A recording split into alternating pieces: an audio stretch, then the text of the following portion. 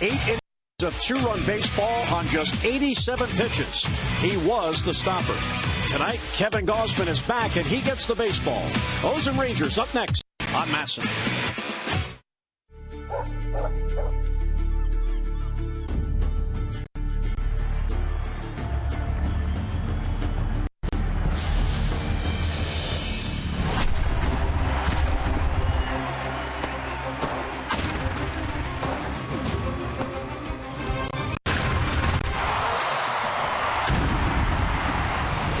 It's the Orioles on MASN on an overcast, humid night at Camden Yards. It's the Orioles and the Texas Rangers tonight, the finale of this 4-game series. And hi, everyone. I'm Jim Hunter. In Major League Baseball, of course, every team has the same goal. Do whatever is necessary to get a win today. And if you have to make changes for tomorrow, so be it. Well, the Orioles are as proactive a team as any in baseball, always trying to stay ahead of it, in particular to keep the players healthy. Now, if you look at the course of this year, the Orioles are at it again. They made a move yesterday, and they made a move today. Now, coming into today, the Orioles have already made 118 transactions on the year. The Dodgers, the Rays, and the Rangers, the only teams with more.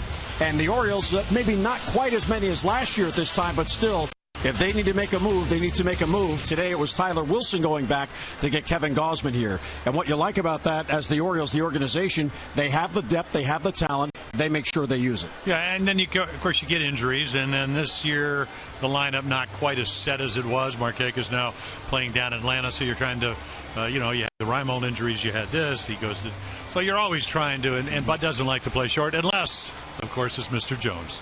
And then they'll maybe go a little bit longer. Right. So, Kevin Gausman is going to pitch tonight, and if he pitches well, probably won't make a whole lot of difference in the, the short term, because they'll probably add another one for the Chicago series, going on the road to play the White Sox and the Twins. But at the end of the day, Bud, it started working in 2012 for Buck Showalter. They won 93 games. They had lost 14 straight years.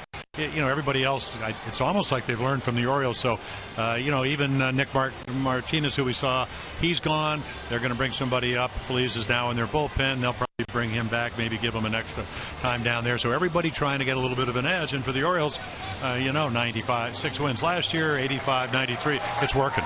So the Orioles will send Kevin Gausman on the mound tonight, and if he's gone tomorrow, so be it. It's all about winning the game today. We're coming back. Lineups at first pitch are next.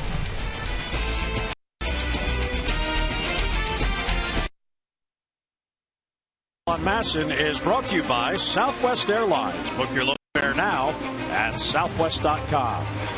Fans on Utah Street, Birds looking for a win to get a 4-game series split to complete the homestand. And here's our BGE home game time temperature, 74 degrees, and that humidity keeps on rising.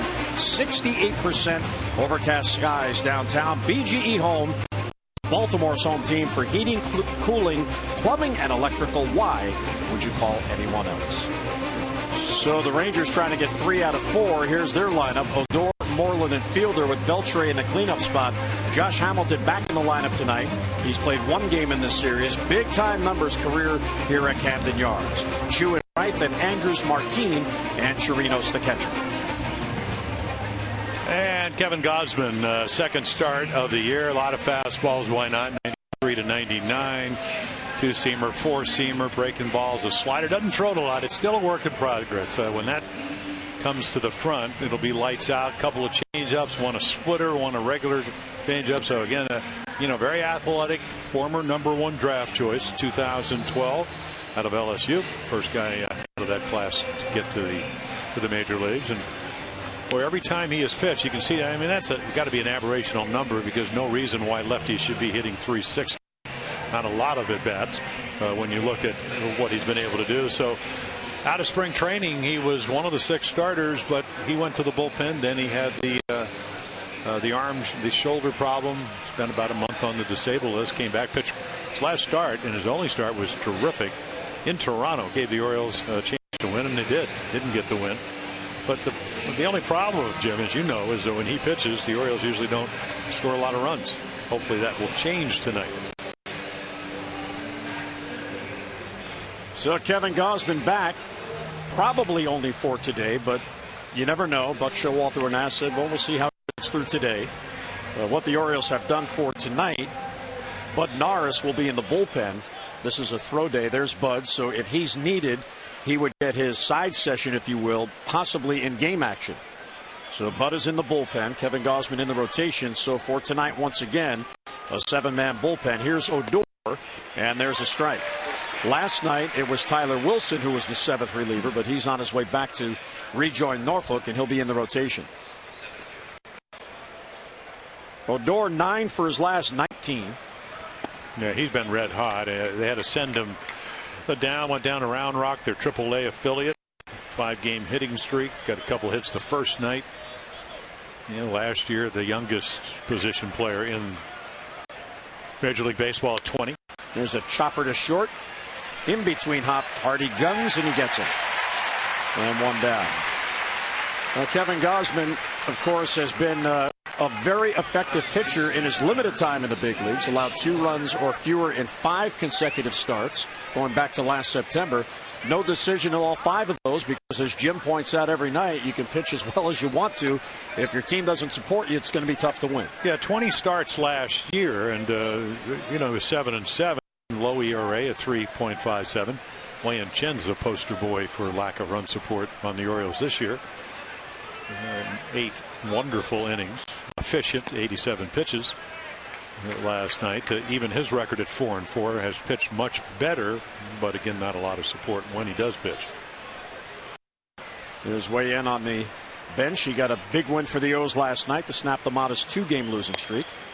And Moreland will take. And 2-0 the count. Yeah, we'll see what kind of strike zone. We had John Hirschbeck called the low strike.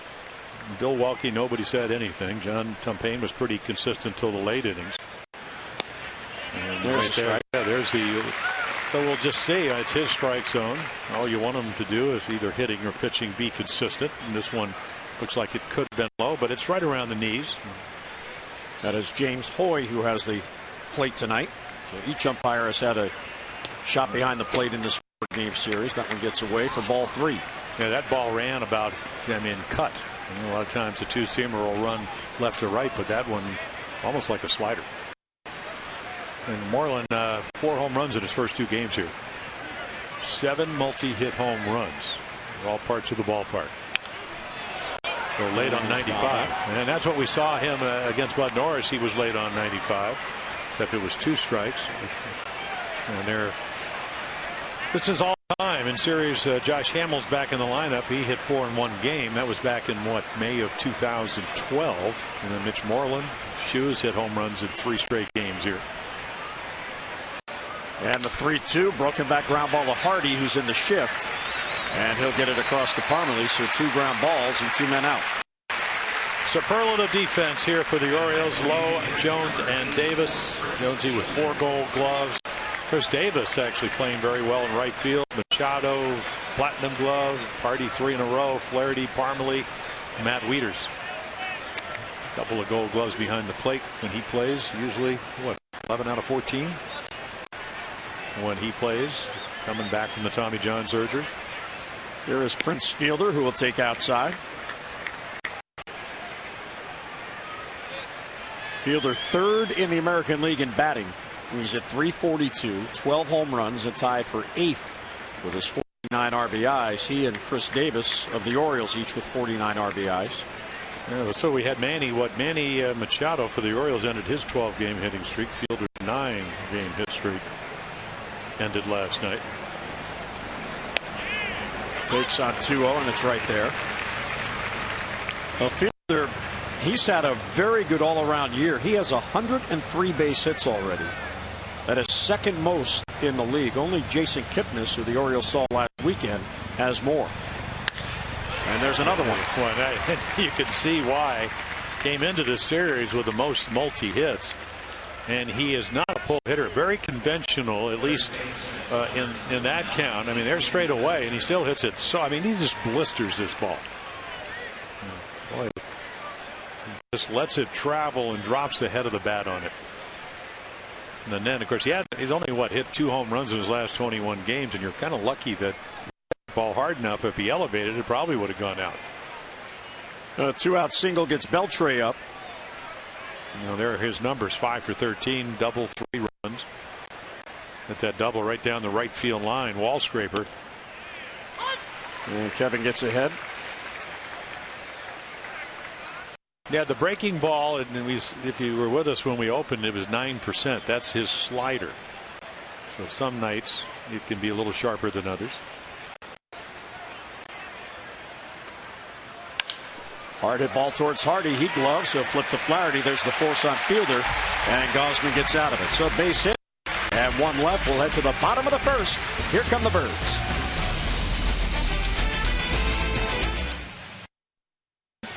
Youngster enjoying baseball. No score. Here come the O's in the bottom of the first. And a look at the O's starting lineup brought to you by Southwest. Book your low fare now at southwest.com. Machado Paredes, Adam Jones in the number 3 spot. Career hitter in July. How about 33 home runs and 112 RBIs? Davis and Parmalee with Hardy at short, then Flaherty and David Lowe gets the start in left field. Yeah, then this lineup has their work cut out. The 29-year-old right-hander Yovani Gallardo, born in Mexico, lives in Fort Worth, now playing close to home. And he's working on, 23 1/3 scoreless innings. Nice mix, fastball, slider, keeps the ball down, ground ball pitcher, and coming off his, there are the records, 7-6, very low ERA. One of the highest percentages of fly balls to ground balls. You can see 54% keeps the ball in the ballpark. And of course, this will be a challenge. And I watched some of the Toronto game. He went up to Toronto, best hitting team in baseball, and 3 hit him 8 1/3 innings. So if he gets the ball off the corner, which that one was right there, he's going to be very tough. Throws the ball downhill. So that's where he's trying to locate. And again, one of the you look at what he was able to do in Milwaukee, because played all his career, where 89 and 66 with the Brewers, and they let him go. It's his walk here. Pops it up to shallow right, and here comes Chu, and he'll put it away. Manny retired for the out. So you talk about having a month.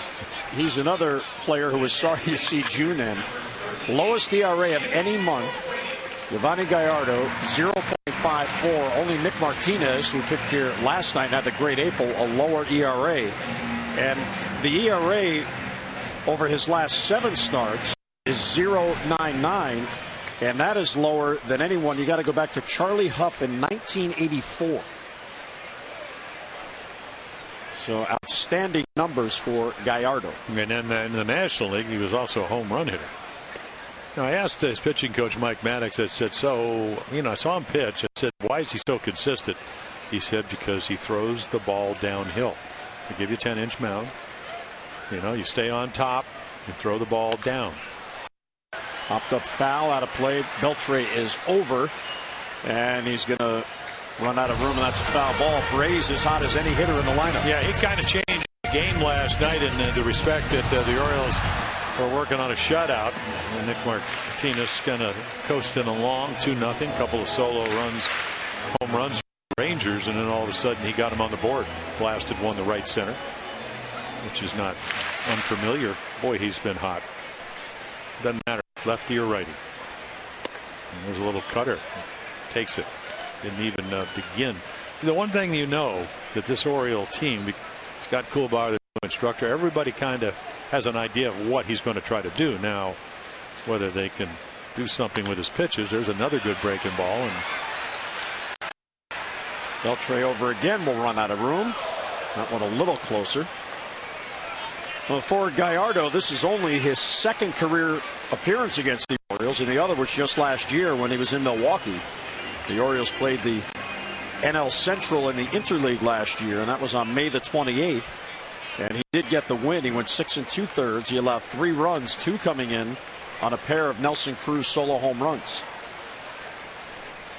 So only the 2nd start in his career against the Orioles. Look at Paredes' home and away numbers. The Orioles are going to need that as they head on the road. Only 16 and 21 away. 2-2 is low, and a real good take, ball 3. Well, Jimmy Paredes, obviously you really have to scull it. It's so difficult. League average usually around 170, 180, 185. Last year was the 2 strikes, hitting with 2 strikes. So you got to hit everything, and breaking balls, hard, soft, you name it. But until then, he's done a terrific job of hitting his pitch. There's another little cutter, just a little cut fastball for movement. But he's fouling him off to prolong the at-bat. So Gallardo, Jim told you, born in Mexico, and then his family moved to Texas. He graduated high school in Fort Worth and was drafted by Milwaukee in 2004. Real luxury to be able to pitch for your hometown team.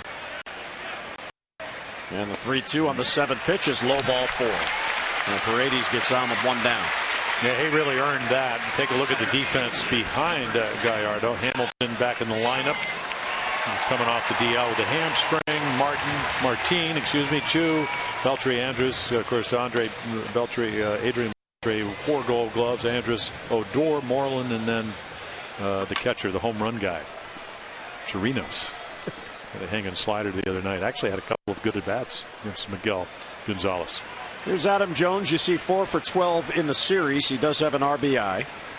Batting average at .295. This is a big game for the Orioles, as they're trying to split the series. But what it also would do is give them a 5-2 homestand.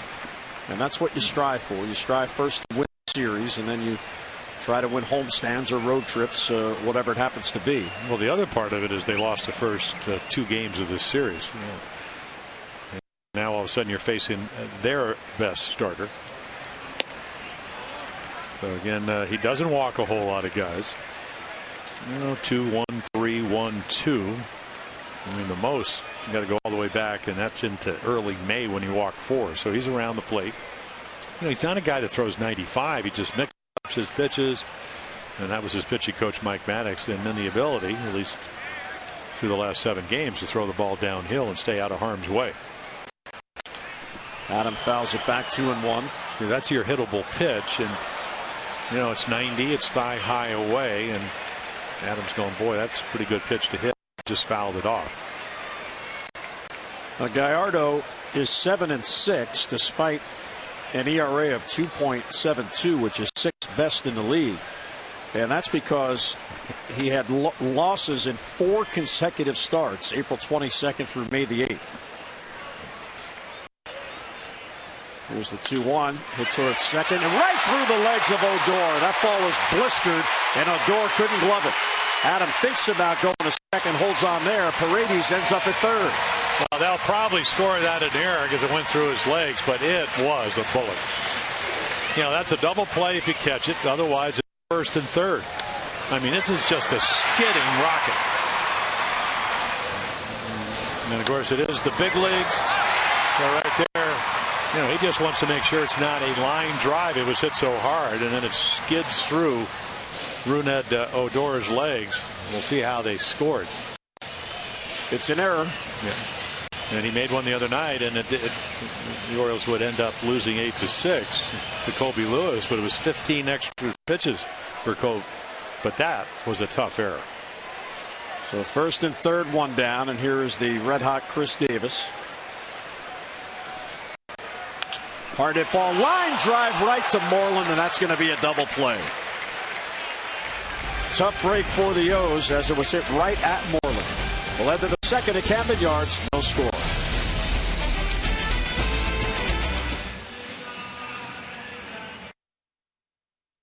Later in tonight's game, brought to you by Miller Lite. Kevin Gausman making the start for the O's tonight, just his 2nd start of the year. His prior start was on June the 20th, a no decision in Toronto, but he pitched very well. 5 innings, just 2 runs allowed. He began the year, as Jim mentioned, in the bullpen and was with the Orioles through May the 6th. And then he went on the DL May the 8th with that right shoulder tendonitis. And when he came back from there after the start in Toronto, he was sent to AAA. He was optioned. And he made only 1 start there, 3 innings, which was by design, so he'd be fresh for tonight. And here is Hamilton, and he'll take strike 1.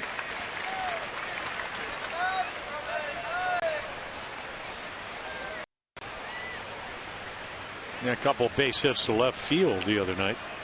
Getting off the disabled list. Left hamstring problem. Check swing, and it's a ball. That's almost like a curveball. And it'll be kind of interesting to see if he actually throws it. He had a curveball in college. The breaking pitch is the pitch that has been the most challenging for him. And I've heard a lot of theories that pitchers can throw both the curve and the slider, or some say well, you no. can. It's hard to have them both the same night. At least for me, it was. And I mean, you could have them. They may not. One might be better. That's why it's nice to have both of them. But he's usually favored the harder breaking ball. But that one was almost like the hook. Foul back. So I guess that check swing did hit the bat. So the count is 1-2. Oh, for his birthday, his 23rd birthday, I actually tweeted him that I was giving him John Smoltz slider as a birthday present. And fouls it off to stay alive. But he didn't know it was really me when I tweeted him that he was getting Smoltz's slider, because it's all over. If he can come up like just a really good slider. John Smoltz, of course, getting into the Hall of Fame, had one of the best ones. And he got him. There's the forkball changeup. So the ball just, I mean, it just explodes down and away. You get to 2 strikes. You can see Josh Hamilton. He used left field so well, but he's going to expand it because he just gets fooled. Ball looks like it's going to be around the corner. Look at him split his hand, and then it tumbles down and away. Trying to be able to reach it. Couldn't do it. First strikeout for Kevin. Sin-Soo Choo, who has homered in 3 consecutive games. So he'll leave here feeling good about it. He comes in even with these series. He's just 11 for his last 61. That is a 180 clip.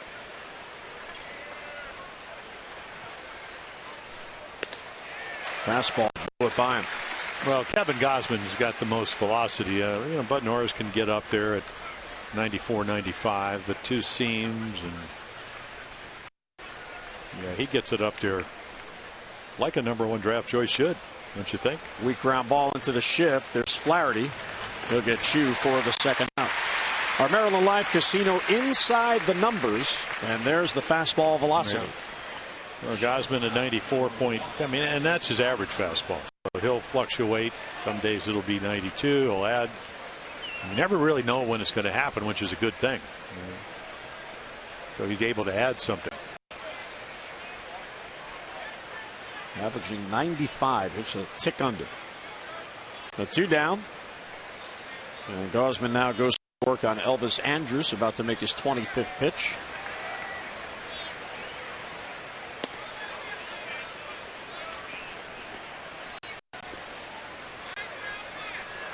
Elvis Andrus was signed originally by Atlanta out of Venezuela, and then as a minor leaguer was traded to Texas. He was part of that big trade with Mark Teixeira going from Texas to Atlanta. And he has become the Rangers' everyday shortstop. He's already in his 7th season, and he won't turn 27 until the 26th of August. This one deep down the line in the corner. And making the catch and banging against the wall is David Lowe. Outstanding concentration by David Lowe. Yeah, let's see if he's all right. He has such great speed. He actually gets to it pretty quickly, and then the wall gets in the way. Like he braced himself, hits the pads, tumbles to the ground. So Gausman has a 3-up, 3-down inning, mid-second, no score.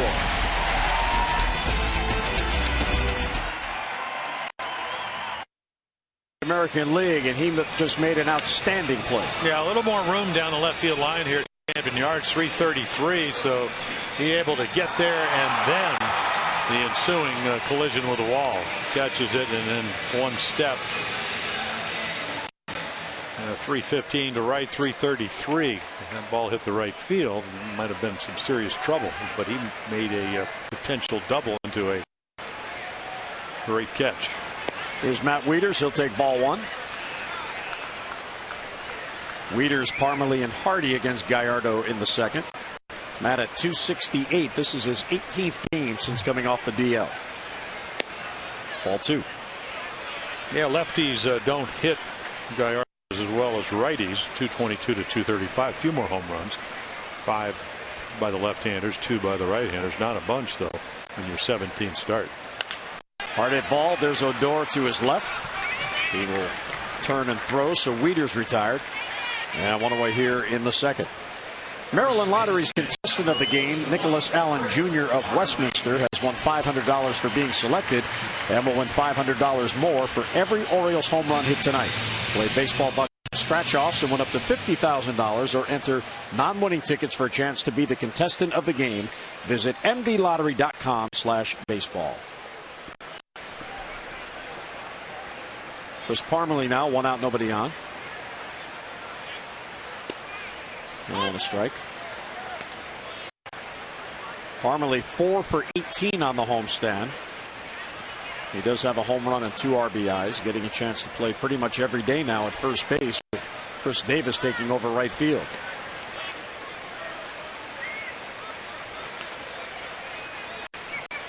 Here's David Lowe on the Orioles bench.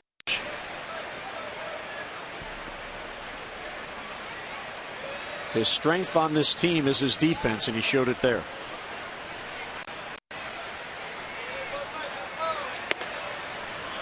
Yeah, another little cutter, slider.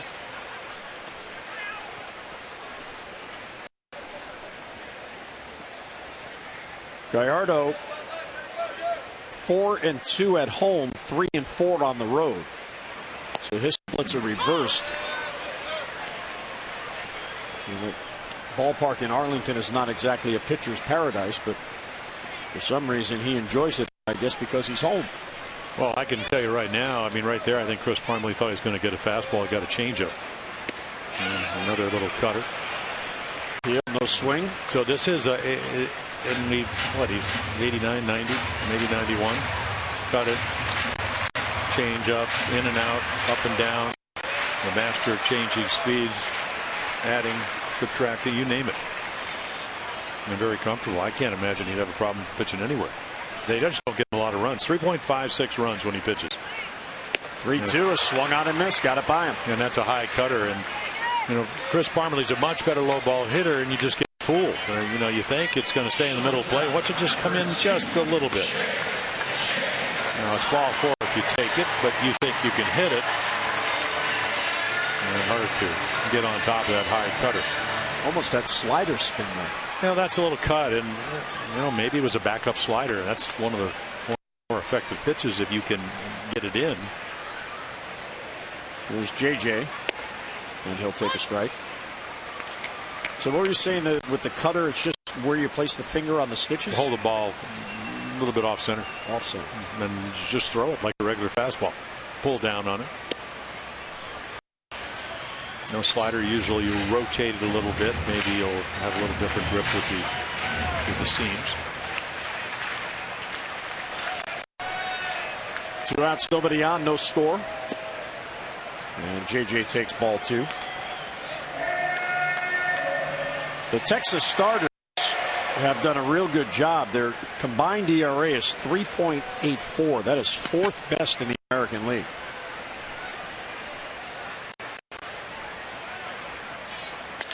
There's a weak ground ball towards second. Odor waits on the hop. He'll retire Hardy, and Gallardo retires the Orioles. 3 up and 3 down. Through 2 at Camden Yards. Pitchers duel early on. No score.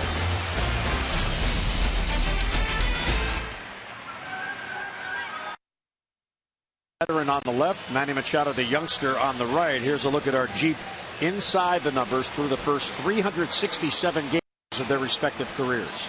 So let's see. Adrian's won 4 Gold Gloves, and then Manny won the Platinum Gold Gloves. Good defenders.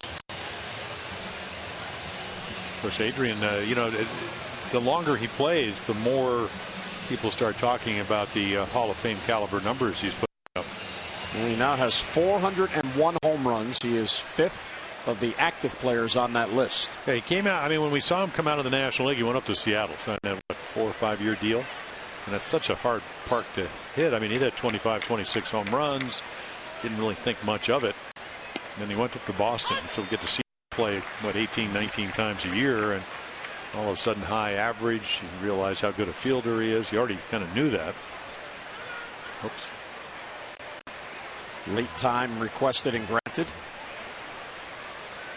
Yeah, Kevin Gausman was ready to go. And Martin, he wasn't even getting his hands. But he's in the box, and the umpire does not have to grant it, but they do probably 99 times out of 100. And that won't change until a pitcher's injured by not realizing time is about to be called.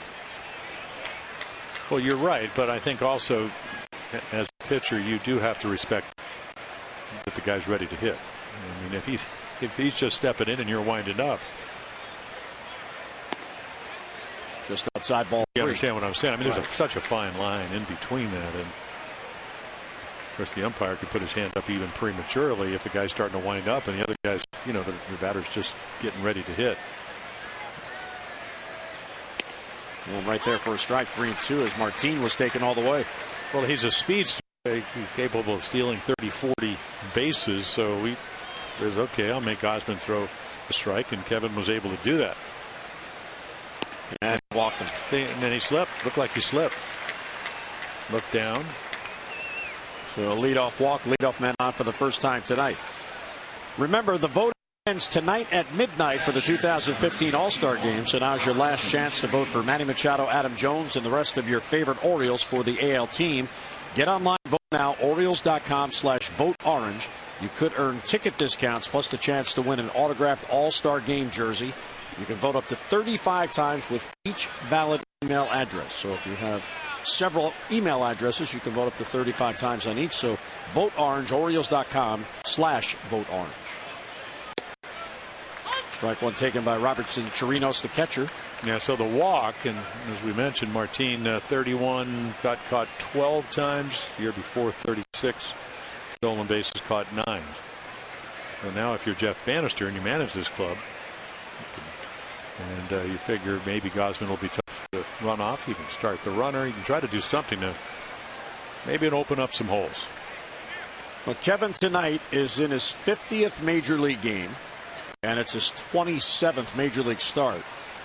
And for his career, there have been 8 steals against him, and the Orioles have caught 4. Yeah, and that's above the league average. Well, one bunt popped it foul back of the plate. That was a bunt attempt for a base hit with Manning deep at third. Yeah, they always do it 1 strike. If you do it 0-0, then Manny would at least come in now. He'd go back and play exactly where he was. Now, if you get it down, it's good. It's just the whole intent, of course, is number 1, I guess, to get it down and beat it out. If not, at least have the third baseman come in. But 0-2, you know he's not bunting. I mean, off of Miguel Gonzalez, he did homer. He did hit a single to center. And this Chirinos does have a little bit of power. Veteran player, now 31 out of Venezuela. Gausman's ahead 0-2. Just missed outside. Yeah, and Kevin can throw 97 very easily. I mean, it's just he doesn't really put a lot of effort into it. Well, what about 6'3.5", 6'4"? But eventually, when he has a slider, that's going to be a great strikeout double play ball. And he gets to tilt on it. And there's a splitter. That's another way of striking people out and getting the ground ball. And maybe he watched the slider that Chirinos hit off of Gonzalez. Dave Wallace looking on. Came over to the Orioles last year, along with Dom Chidi. 1-2 on Chirinos with Martin at first. And he got him. Fastball, he couldn't catch it. So Chirinos is down on strikes. There's number 2. 2 strikeouts for Gausman. Yeah, it takes a little pain out of the leadoff walk. I mean, high rider, 96, 4-seam fastball. Got 2 of them, 2-seamer and now 4-seamer. Try to catch that. And he literally swung when that ball was by him. Great angle to show you that. Ball just exploded on him. Well, Kevin came into this game in his time in the bigs this year with Ned Odor standing in. 17 innings and 14 strikeouts. And that's pretty much right on his career averages. He's averaging 7.6 Ks per 9 innings. So very much a strikeout pitcher. Yeah, his stuff is going to strike you out. It's that good. And the prescription goggles.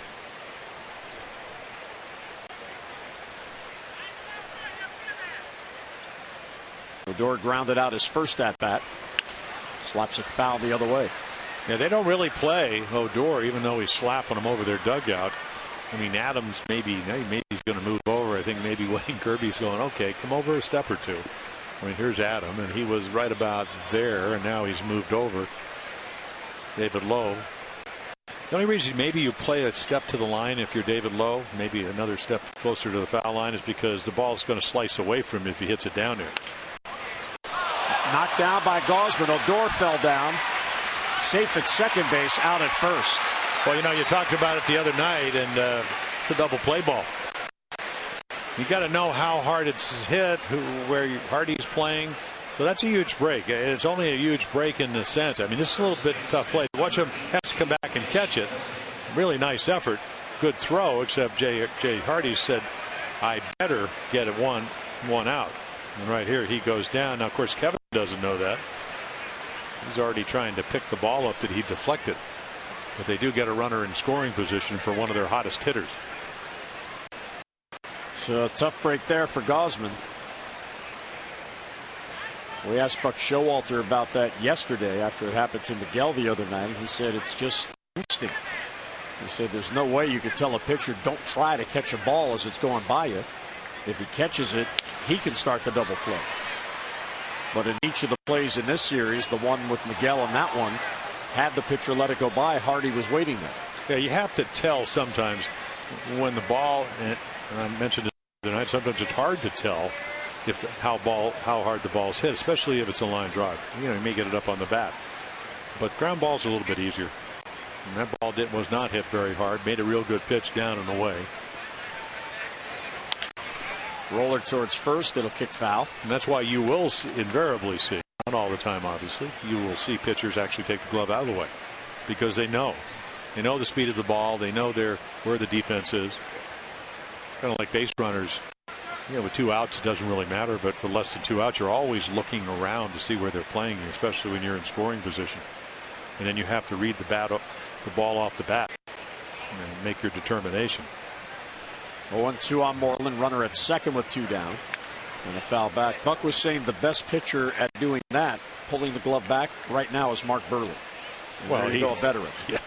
And he throws a lot of ground balls, and when Mark Burley finishes his windup, he's very much like Jim Cott, who won 16 straight. He's in a position to become a defender. Perfectly balanced. 0-2 on Moreland. Fastball sails outside. Yeah, Jim Cott would throw it, and I mean, one year he broke his finger sliding into second in June and still won the Gold Glove. That's how good he was. But he would say, okay, I'm ready, hit it, take your best shot, because he was in a position to field.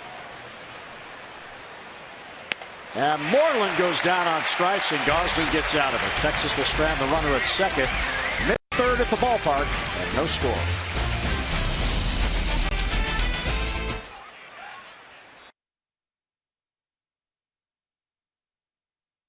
Madison is brought to you by Southwest Airlines. Book your low fare now at southwest.com.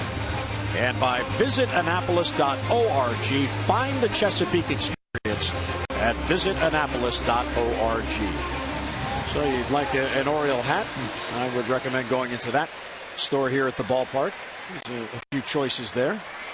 A lot of orange around the ballpark tonight. Tonight is a dugout club game, so a lot of youngsters here. I have to get a license plate before the summer's over. You should have acted on that. Why? You should have gotten number 22. No. That I just wanted an Oriole. You mean to put on your vehicle or just put on a car? Oh. No. Carried around with my wallet. No, of course yeah. For your Maryland car, which that would have to be. Florida. So you'll have a Maryland plate in Florida, which means you'd have to register it here. No, I'm just going to put a Oriole license plate on my car in Florida that is registered in Florida. High fly ball to right field. Going back on it is Chu at the wall. He will make the catch. Ryan just missed it. Big swing. So 1 down here in the third. It's now time for you to tweet your strongest fan photo. Use the hashtag OsCouchCam. And you just might see yourself in an upcoming broadcast. It's all brought to you by T-Mobile. And that gentleman may have been doing it right there.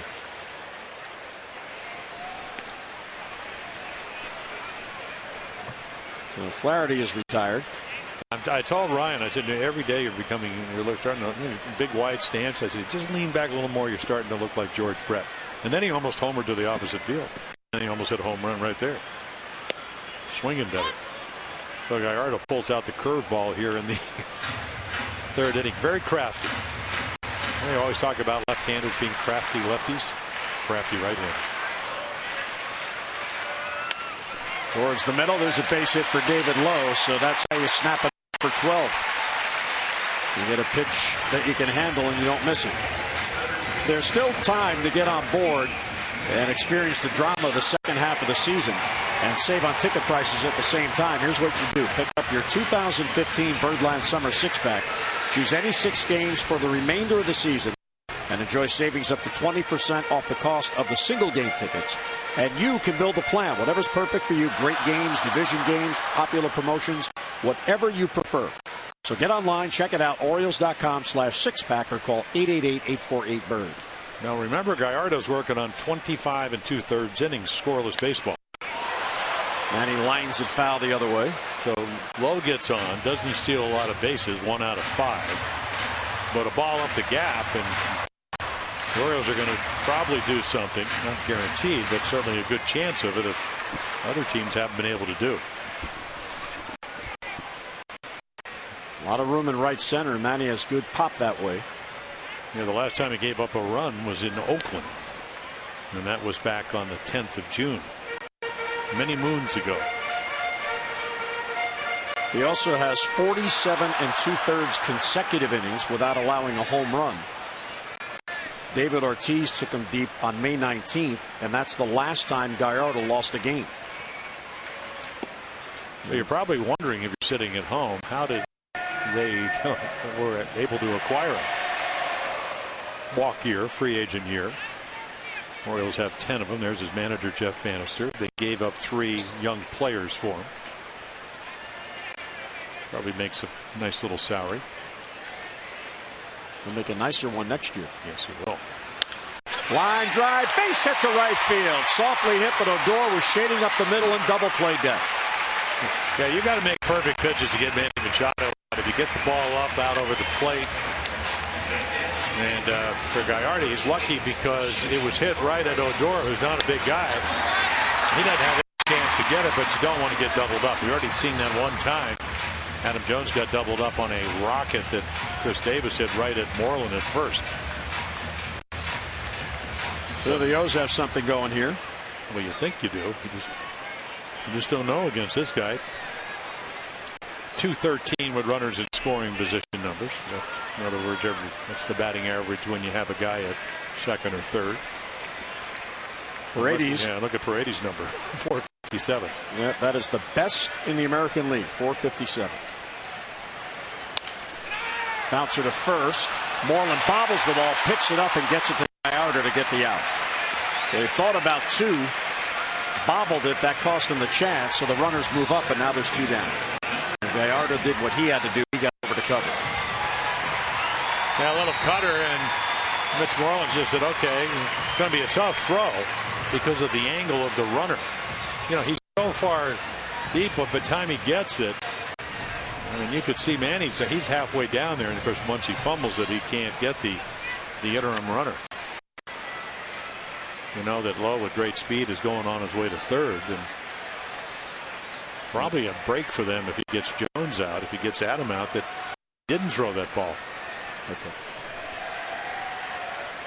Now here's Adam, a chance to get the Orioles on the board.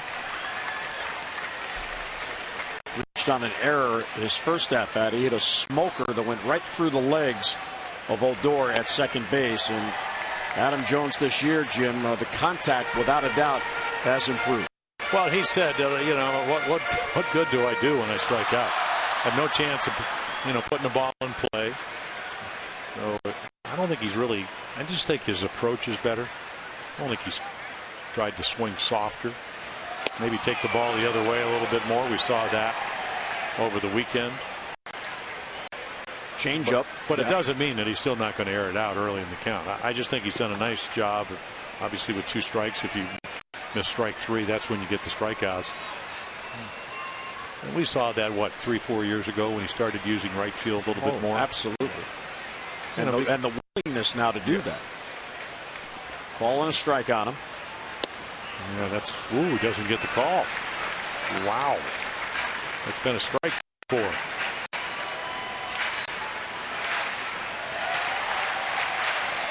On pitch track, it had it off the plate. But what I'm saying is he's been getting pitch on occasion, and he didn't get that one. So 2-1. Outside, ball 3 overthrew. Yeah, I think you make a decision here. You don't want to walk Adam Jones, but you will walk him because of the circumstances. And then you'll deal with Chris Davis. You get a feel for a game when you're a starting pitcher. It's early in the game. Gausman, the guy that you're pitching against, even though you're really pitching against the Oriole hitters, doesn't get a lot of runs, so he's going to make a perfect pitch or not. Check swing, and the ball hit the bat. Yeah, a little cutter, and just something other than a fastball. Adam upset. The ball must have been sailing outside for ball 4. Well, just a little cutter or slider. It looks like a cut fastball, and he's not going to give in. I don't know if he's thrown a fastball in the middle of the plate. I mean, we're only in the 3rd, but he's been right on the corner or not. Make sure that it's away. And now, of course, he'll throw anything. 2nd and 3rd and 2 down, 3-2 on Jones. Gallardo. And Adam protects that outside corner. This will be the 7th pitch in the at-bat. Yeah, and when you have pitched against hitters, you can watch all the film in the world.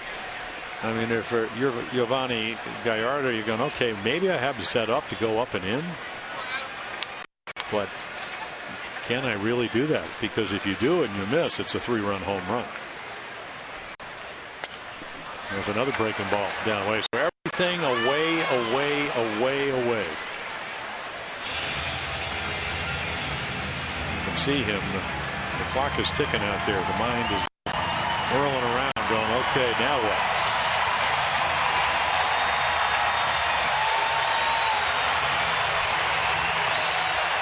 Look at those pitches. And 7 of them off the plate. 3-2 on Adam with 2 down.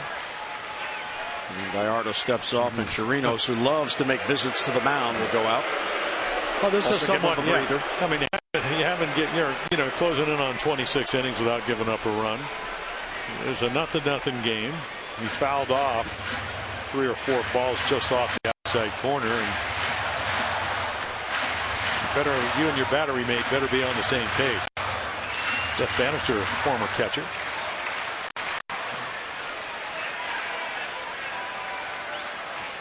Well, Gallardo ready now, 3-2.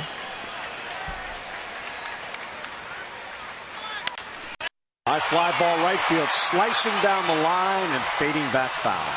Yeah, the master of the outside corner. I mean, this is what you live for if you're a pitcher. And Adams just saying, please just bring it in a little bit. Maybe I can make better contact. But to his credit, just keeps flicking them foul. Yeah, this is why it is so difficult. Again, the full count is 3-2.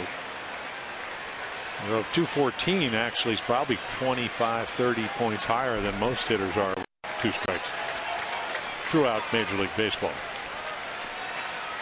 And another 3-2 is inside ball 4, and he walked it. When he did come in, he went way in. He's thrown 18 pitches this inning. 9 were in that at-bat to Adam Jones. And here comes Chris Davis. Here's our American Standard. Who's hot, who's not? Yeah, so Elvis Andrus in this series 1 for 13. Chris Davis comes in. Those are the numbers over the 11-game hit streak. A couple of home runs the other night. He's hit the ball to left center. Always like that. Hit into a line drive double play, but just hit a singeing rocket right to Moreland first. Our American Standard, who's hot, who's not. Celebrate the season with the American Standard All-Star event.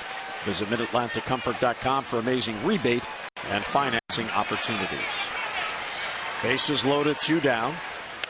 Grounded foul behind Wayne Kirby. Yeah, they try to pitch Chris in. the way that Yovani Gallardo's going to do it just with cut fastballs. That's what he hit right at Moreland. Shifts on.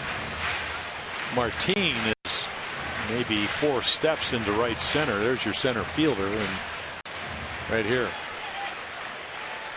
This is a strange shift. Well, they're straight away and left, and you just figure if he's going to hit it in the air, and fouls it back. Pretty good pitch to hit there. The curveball that stayed up, got away with it. That's a ball that Chris has been hitting when it's up to left center. Well, you could run forever. You see the power zone up and away. Outside the outside half of the plate. Take away the inside quarter. That's not where he likes it. But then the outside middle. You get in a lot of trouble if you're a pitcher and you leave it there. Gallardo's at 0-2 upstairs. Chris hit a rocket line drive his first at bat. It was first and third and 1 down. Adam Jones was on at first after reaching on the error. You know, it's the same ball now, even though Moreland's playing him the pull. I'm not sure he could catch that ball because he was right on the bag. That ball was hit so hard, and it was right over the first base bag. 1-2. And he got him. Ball gets away. Chirinos will throw to first, and just in time to get Chris Davis. So the Orioles strand the bases loaded. I don't know why Chirinos didn't just step on home plate. He decided to go to first. Everyone looking around to see if Buck's going to challenge that. And he's out. Got there just in time. So the Orioles miss an opportunity, leaving the bases loaded. We'll head to the 4th. No score.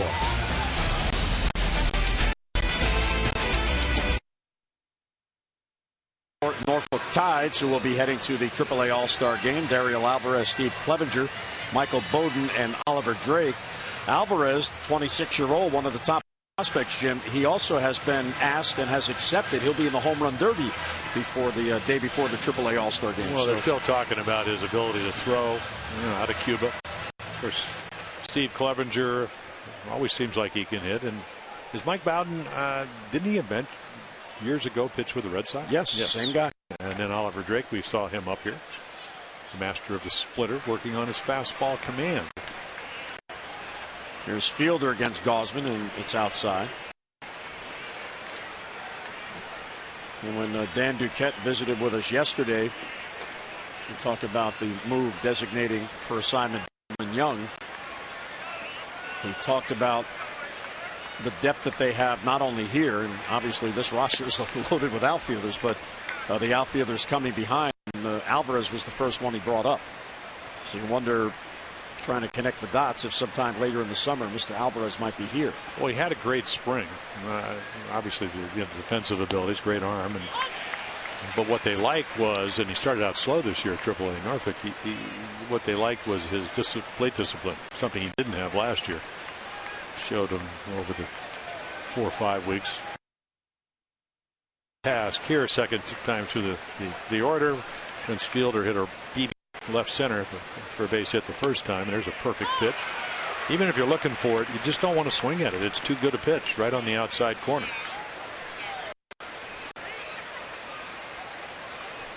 Kevin Gausman, slender, 6'3", 190. And there's a base hit the other way. Hardy was shading up the middle. Fielder has 2 base hits in this game, both opposite field.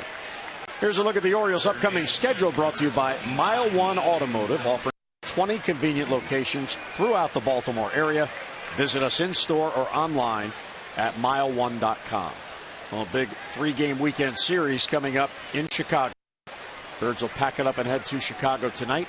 8 o'clock Eastern time tomorrow. Then Saturday on the 4th of July, a day game, 2 o'clock Eastern time. Saturday on WJZ as well. And then Sunday on Masson again at 2 o'clock. And then the Orioles head to Minnesota after that. And come home for a day off before playing the Nats. And then it'll be the All-Star break. Yeah, the Twins, big surprise team. I mean, they're in a division where Kansas City's playing as well as anybody in the American League, but they're 25-15 at home, so big ballpark. Ball won the dugout, or at least the camera well. Looking fastball, got fastball and yanked it.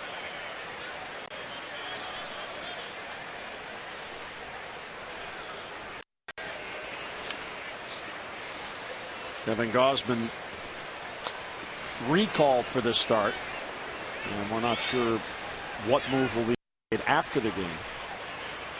What Buck Showalter has said is the organization wants Gausman to remain in a starting rotation.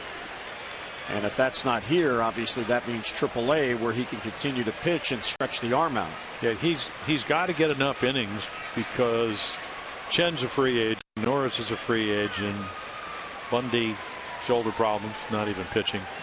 You're looking to the future. Has to get, especially if you're going to be a good team, enough innings where he can pitch really a full year. And it's hard to do that. Still young enough at 23 and not enough innings at the major league or even the minor league level to do that. Plus he's good. You know. Then there's that. He's real good. 2-2 on Beltre with Fielder at first. And he struck him out. Yeah, well, you could see I don't know if we'll go back and see this swing, but of course we can do anything because our truck can do it all. But look how he really takes his hand off. He's been having problems, and boy, this ball rides up and in, and the left wrist, and it's almost like I couldn't get to a great pitch. And then you just kind of wonder how well there he takes the left thumb off. Had a donut, donuts with a kind of protective thing. He took that away. And then he put a brace on it, talking about Adrian Beltre, trying to play through it. Didn't even rehab. That's amazing. Sprained left thumb. Josh Hamilton struck out his first at bat. Gausman now with 4 Ks through 3 1/3.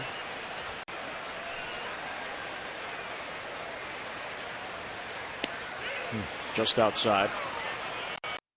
So the move today to get Gausman here and having Bud Norris available in the bullpen. So Bud is the 7th reliever tonight.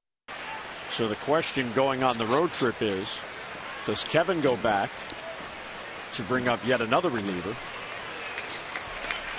Or does Bud stay in the bullpen and Gausman in the rotation?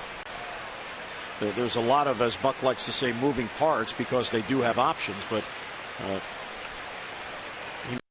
Dan Duquette made it clear when he visited with us yesterday that the team is more comfortable with the 7th reliever. You don't want to be undermanned in the pen. Who it is, though, that's the question. Now, the one thing to keep in mind is that when Delman Young was designated for assignment yesterday, that opens up a 40-man roster. So if there is somebody at AAA or AA for that matter that the Orioles feel can help, they can add that player to the 40-man roster and bring him up. And the 1-2 is a little low, and he didn't chase. Yeah, it looked like he had a pretty good idea that splitter was going to split, and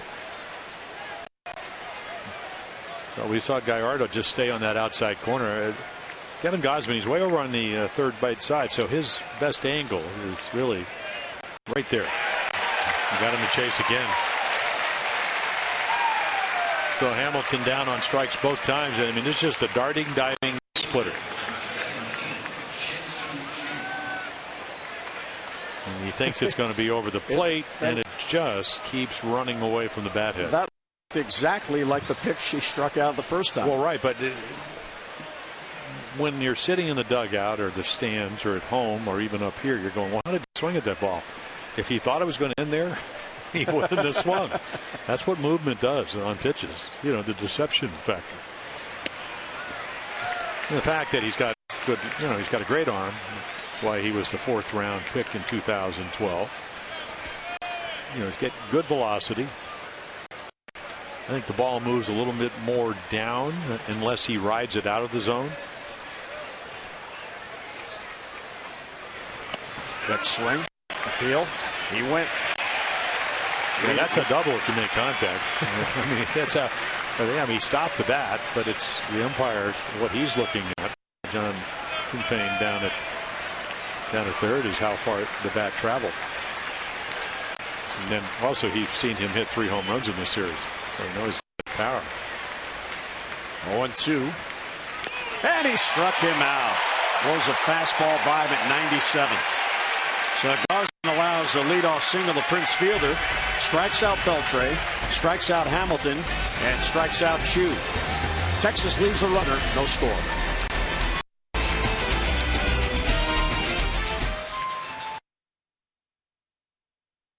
Will contribute $50 to support the March of Dimes. The O's have drawn 195 walks for a total of $9,750. CareFirst Blue Cross Blue Shield encourages each of us to take that step towards a healthier and a more active lifestyle. Lovely night. It's muggy. Well, the sun's coming out. I mean, interesting sky. Yeah, as the sun sets, it's finally. Now Wieters fouls it back. Yeah, he doesn't leave too many balls in the middle of the plate. I mean, right there, it looks like you have a good swing, but it is right on the corner. The 41% fastballs, the breaking kind of cutters, sliders, and he's mixed in a few changeups and a couple of curveballs.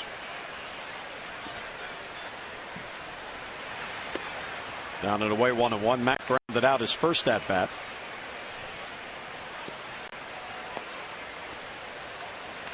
Buck is asked every day in his pregame briefing with the media when Matt will play back-to-back games since he's come off the DL, and this was what the design was, is that he would catch every other day.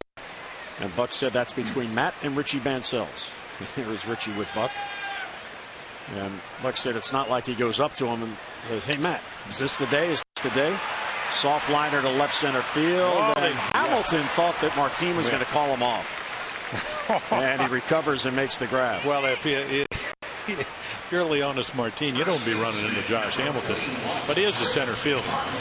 And the ball's slicing towards Josh, but he's coming off the hamstring. He's looking at him right there, and he goes, "I'll get it." Of course, he did play center field. He actually, when he's playing with Texas, he would run into fences and all that kind of stuff, so they moved him to left field because he wouldn't get hurt, because he was winning games with his bat, and he wasn't winning games when he was on the DL or hurt, injured. Parmalee takes a strike, high strike. Outside strike. All of the above. Chris struck out his first at bat. He's 4 for 19 on the homestand, so he's cooled off a bit.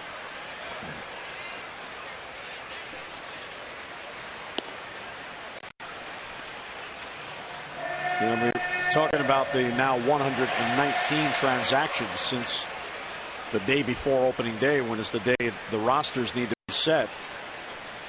The other one to keep in mind is Jonathan Scope. Jonathan tonight is in a game at Frederick, a rehab game. Brady Anderson and Jonathan drove over to Frederick. We don't know how long he'll play in the minor leagues. Of course, they always could option him to get more at-bats, but if that happens, yet another player would have to go off the roster. So, well, that's coming.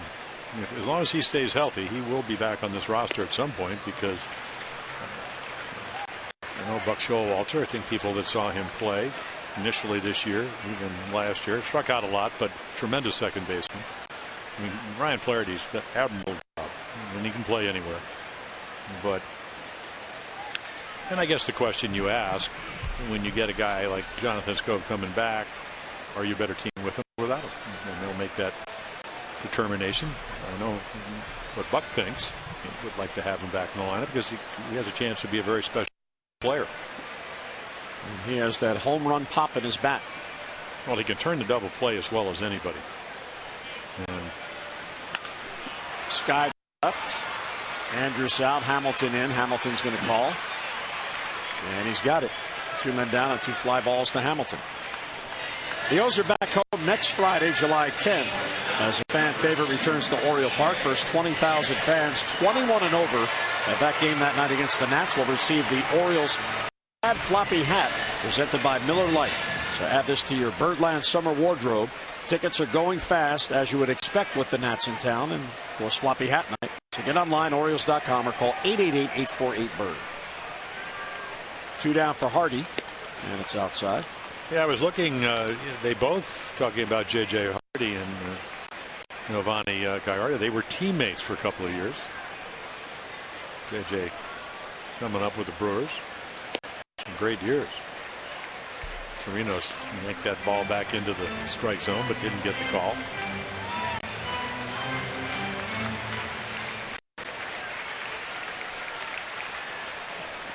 Hardy grounded out his first at bat. And there's strike 2 and 1. I mean, the perfect 2-0 low and away fastball to get back in the count. Yeah, JJ was with the Brewers. Gallardo came up in 2007. 9 wins, 13, 14, 17, 16, 12. And then last year they got him 3 runs a game, and he was 8-11 with a minuscule ERA, 3.5 runs a game. Well, Milwaukee also gave him a 6-year contract to buy out all the arbitration years, and that's the deal you talked about. It expires at the end of this year, so he's a free agent. 3-1. Line foul the other way. He just doesn't give you a whole lot to hit. I mean, even when he gets behind. I mean, he's never really been very wild. 192 innings, 54 walks.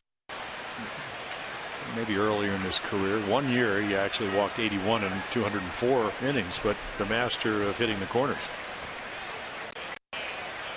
And the 3-2 is grounded towards short. Andrews charges. And he'll retire Hardy, and the Orioles go 3 up and 3 down for a second time in this game. They're still in control. No score.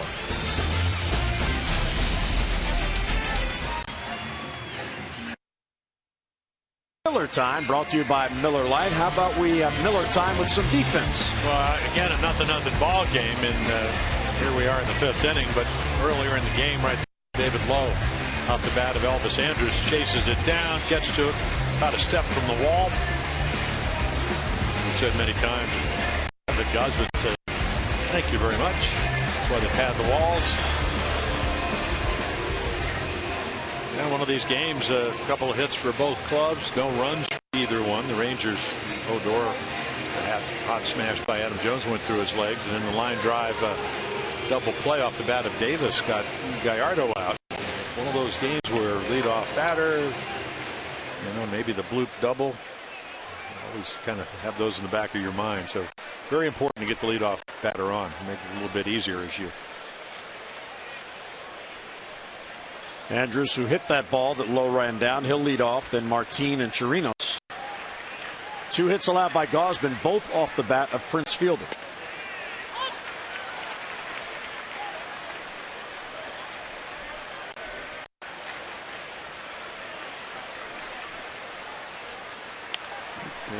Lazy pop-up.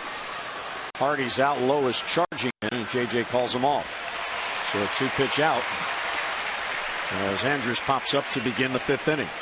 O's fans never miss a game update, behind-the-scenes moment, or exclusive contests. Just follow @MASSANOrioles on Twitter for all the latest Orioles buzz. Again, that's @MASSANOrioles on Twitter. As Jim Palmer does. Yes. Ball low. I actually missed doing it today because I was making sure that the Buck Gnome, I had to make sure he was packed for the road trip. Bunt goes foul. You know, when the Orioles are what, 16 and 21 on the road, the Gnome has to be in the booth. The Gnome has to make the trip. Push him, he likes it. And he'll be traveling, you know, Delta Airlines first class tonight. I mean, he's really looking forward to this trip. Chicago, 4th of July.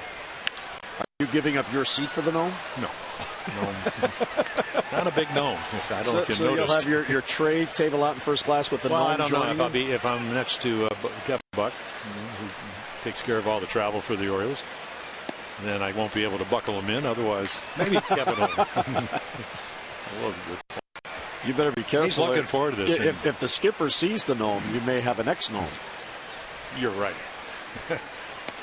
2-2. You may want to wait until the booth tomorrow night. And well, what am I going to have? You know, the little pouch in front of you, you'll have the magazine, the Delta magazine. Oh, yeah. And there you go. Air sickness bag or whatever it is.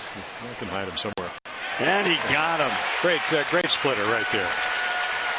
You get back and, you know, a good enough fastball to speed up the bat, and then you drop this pitch off. Trying to. But the speed, once again, 2 seam splitter. Ball really tumbles over your fingertips, and that's how you get the downward rotation of the ball. But you don't see it if you're the good ones. Now the ones that stay up, they get a little bit more hittable. Yeah, that was a strike till it wasn't to the hitter. Chirinos struck out his first at bat. This time he pops it up, foul ground third base side. Manny is there, and he squeezes it for the out. And Gausman has a 3-up, 3-down inning, 6 in a row retired. A Mazda do-ups for the Birds. Flaherty, Lowe, and Machado.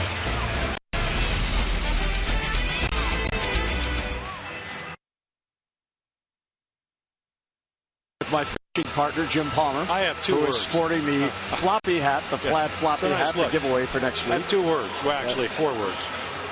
Where is Mike Porter? Mike, he modeled the fedora. Did he?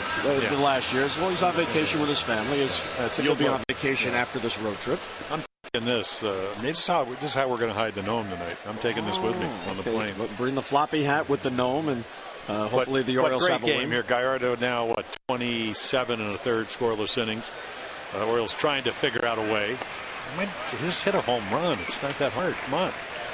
Of course, he doesn't throw home runs, so maybe it is difficult. But and if you'd like to look like Jim Palmer, it looks better. July 10th is floppy hat night. I need a larger floppy hat.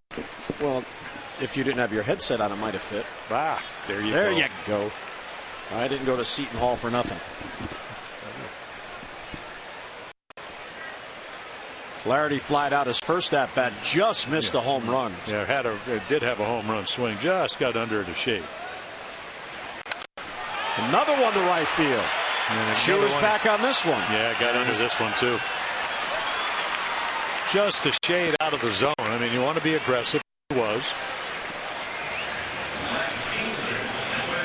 Another one a little bit closer because he pulled it a little bit more. A 2-0, good fastball hitter, and you can see just what at the letters. I mean,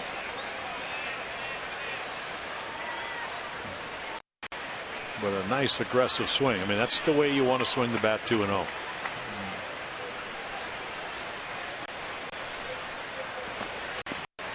And that bounces in there to David Lowe.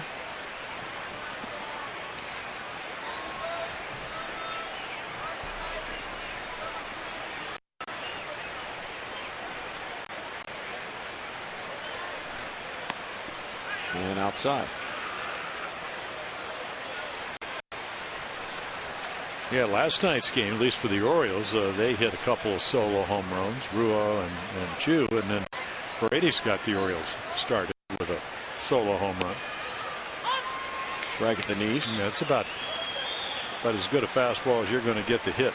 We saw that up in Boston where he hit a 3-run home run, talking about David Lowe, and he took a 3-1 pitch. Everybody kind of groaned. He said they groaned in the dugout. He hit the next one into the bullpen. Good take. So if you watch films, and Yovani and especially his pitching coach Mike Maddox, they know that David Lowe, his home run power is a bit like Alejandro Diaz, inside, down, thigh high. They're going to try to go away. Bouncer to first. That's a fair ball. The race is on. Gallardo gets there just ahead of David Lowe. And 2 men are out. On Sunday, July 12th, O's and Nats 135. First 20,000 fans 15 and over receive the Orioles Hawaiian shirt. So make your summer even hotter by adding this island favorite to your wardrobe. Good seats remain for that Sunday afternoon battle of the Beltways, but they are going fast. So get your tickets now. Get online, Orioles.com, or call 888-848-BIRD. Now, you're going to miss Hawaiian shirt night. To get you one to go with your hat. I think I'm missing floppy hat night too. No, but you already have your hat. You're Jim Palmer.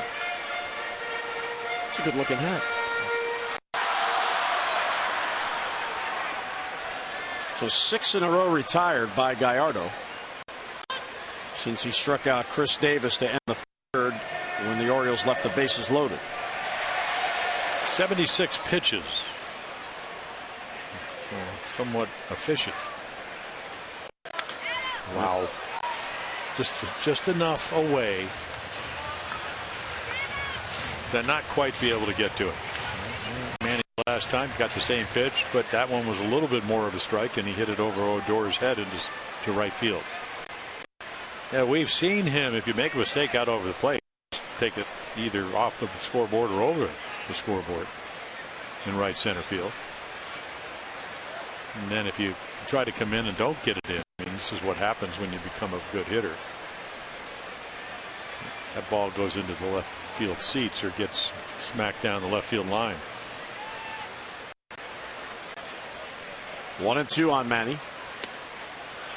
And a pitch that misses inside.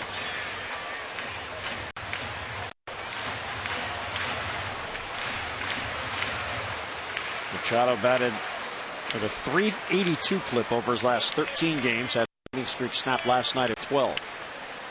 2-2 on him. Towards right center field. On the run is Martin, and he will get there to make the catch and the out. And back-to-back 3-up, 3-down innings. Orioles have gone in order 3 times in this game. Through 5, no score.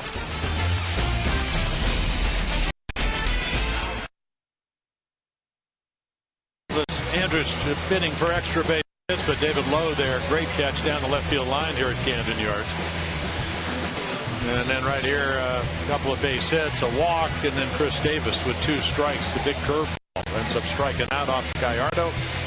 And then change up. Hamilton goes down a couple of times. Chu can't get to the high fastball. 7 strikeouts. Those are your Geico game highlights. 15 minutes could save you 15% or more on car insurance. Visit geico.com for a free rate quote. A lot of youngsters at the ballpark tonight having a good time. Brother and sister there. Curveball. So it is a curve tonight. It's not the slider. Very pitch efficient for Kevin.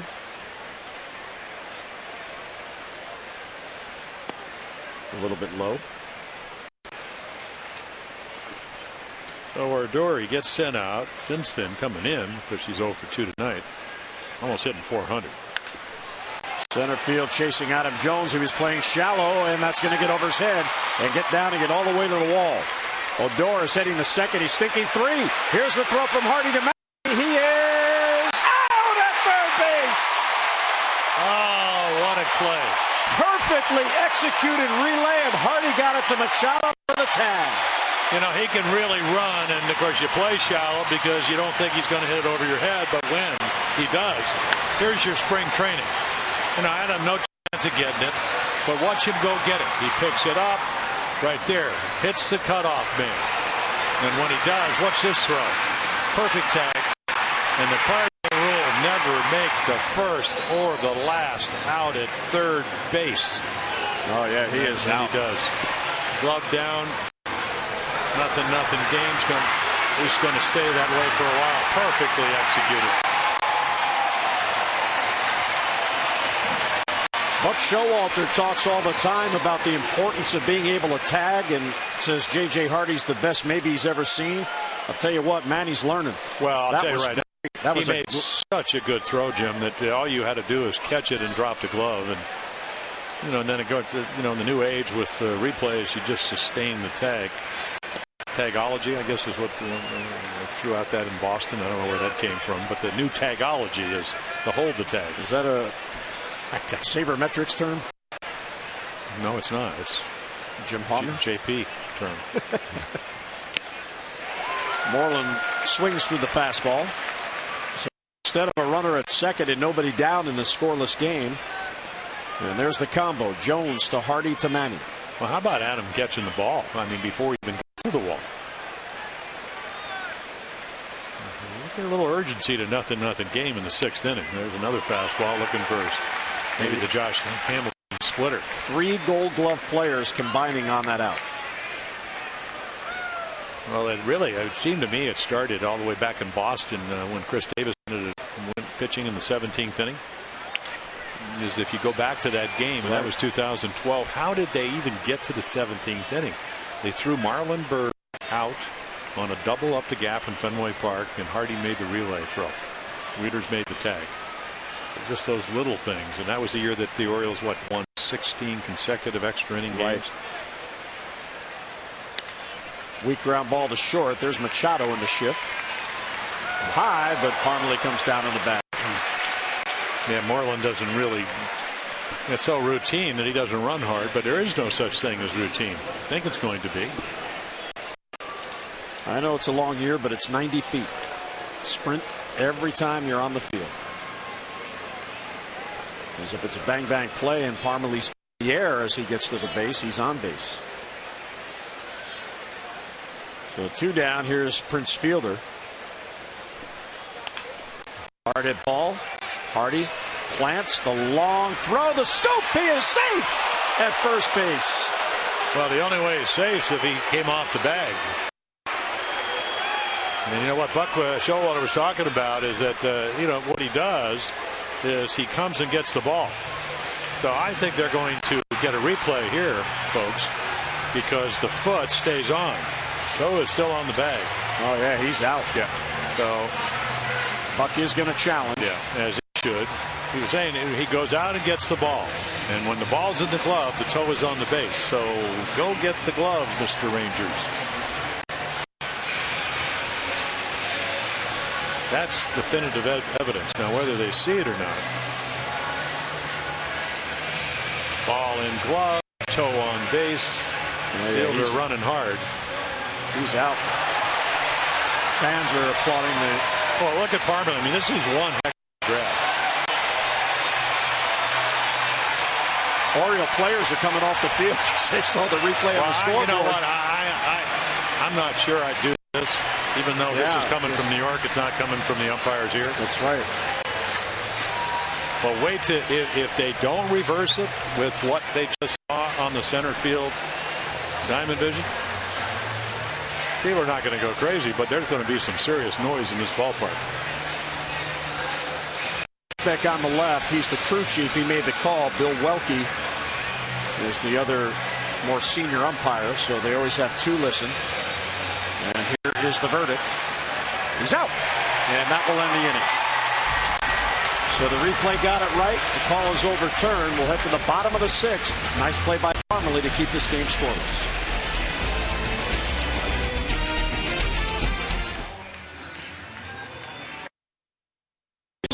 Masson is brought to you by Coons.com. When you're talking cars, you're talking Coons. And by Ocean City, Maryland. Put your vacation days to good use in Ocean City, Maryland. Book now at OCOcean.com. Concourse here at Oriole Park. Fans enjoying their refreshments. And the Orioles now will look for a run.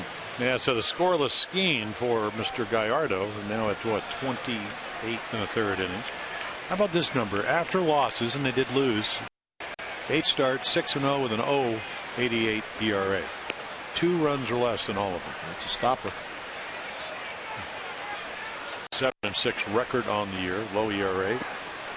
Parmalee and Chris Davis talking about that scoop at first base by Parmalee and the toe work, which was just as important. Yeah, you think you can hit that high cutter and you can't quite get to it.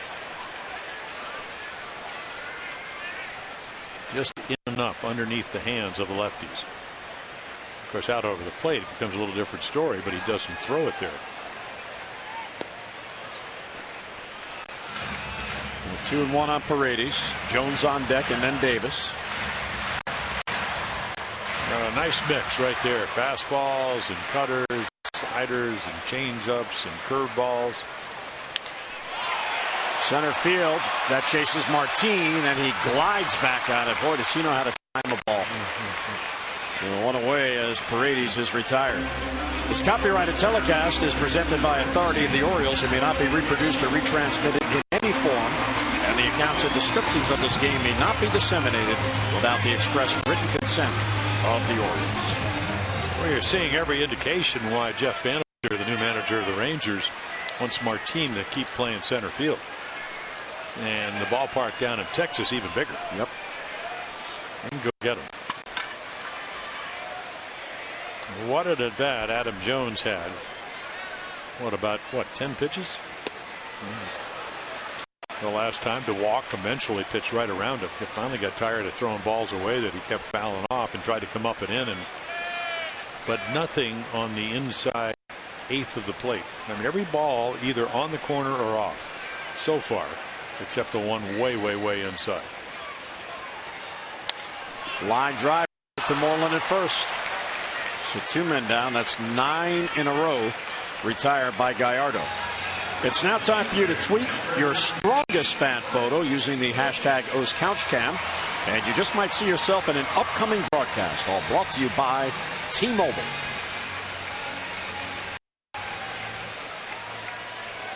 So come on, fans. Get involved in that. Gallardo is certainly involved in this one. So 9 in a row retired. Jones, the walk Jim just talked about, that was the last Oriole to reach, and that was in the 3rd inning with 2 down. Here's Chris Davis. And it bounces in there. So it's a modified shift for Texas. They have Odor well out in right field, but the shortstop, Andrews, there he is up the middle. He's closer to the bag than we usually see in these shifts.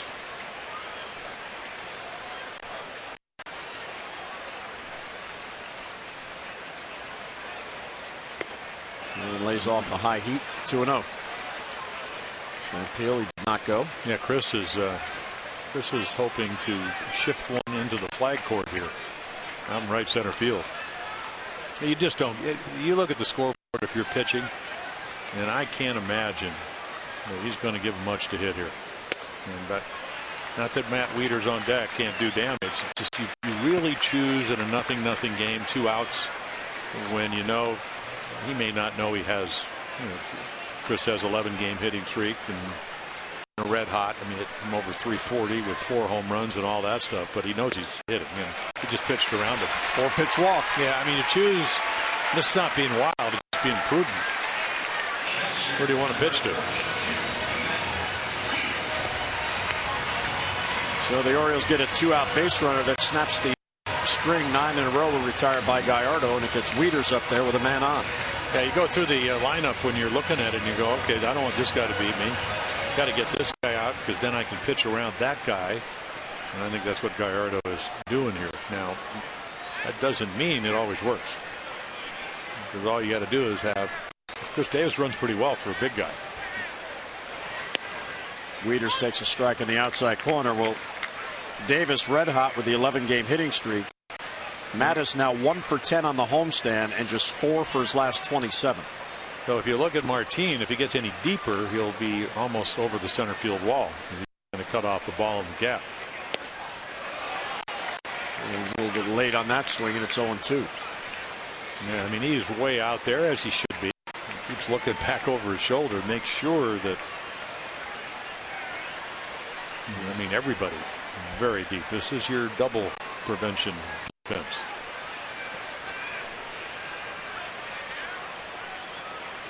Oh, 2 after the 4-pitch walk. If Torino's got any farther out, he almost would have been in their dugout. I mean, he just kind of went. He almost went into the middle of the right-handed hitter's batter's box. That was kind of a, okay, I'll waste one out there, and it was so far off the plate, that's what it was, and maybe I'll try to get him out with the cutter in. There's his pitching coach, Mike Maddox. Doesn't chase the changeup.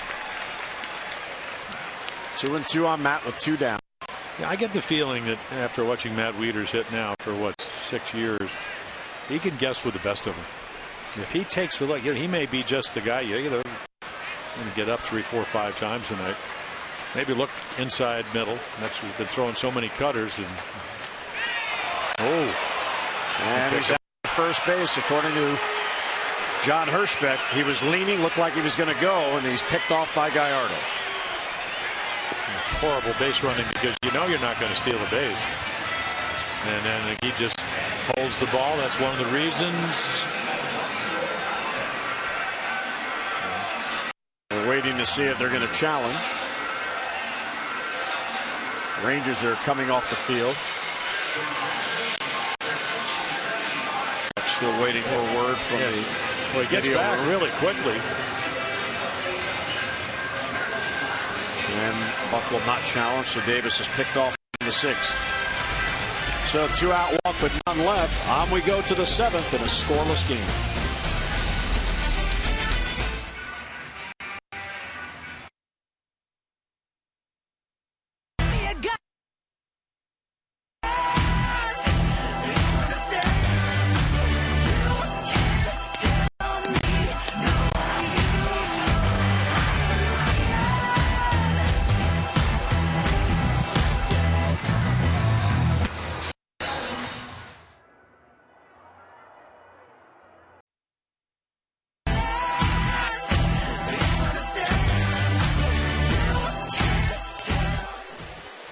And here we go to the 7th. First ball swinging is Beltre. Machado deep. He throws. He got it. Yeah, and he made it look easy. You know, a lot of times, tie ball game, you play the line. And I never liked it because what if they hit a ball to your left? I mean, he's way off the line, but he's got shortstop range. Got the feet planted, accurate throw. Farmily can pick it over there. Way off the bat, it looks like it might be a double. No chance. Not the no chance defense. What a start for Gausman here. Yeah. Well, he's had real good command, and I mean, the fastball in the middle of the plate, Odor hit over the head of Adam Jones, and a couple of singles to the left by Fielder. There's a base hit for Hamilton. I mean, that's the way you have to hit him, and I made a living trying to do that, and it's really about fastball command. You know, when you have a really good arm, and Kevin Gausman has that, and you locate well, that's all Josh Hamilton can do. It really cuts down on the ability to be able to generate a lot of power. Freeman and Kella. So you got 2 hard throwers. We saw Kella a couple of the first 2 nights. He's in the mid-90s, as is Freeman, 93, 94. Gallardo. Sin-Soo Choo with a runner on. Good throw to first, chases Hamilton. Yeah, there's always, I suppose, as Darren O'Day for the Orioles will get loose, always a chance that he may run, but coming off the hamstring problem, maybe a little doubtful.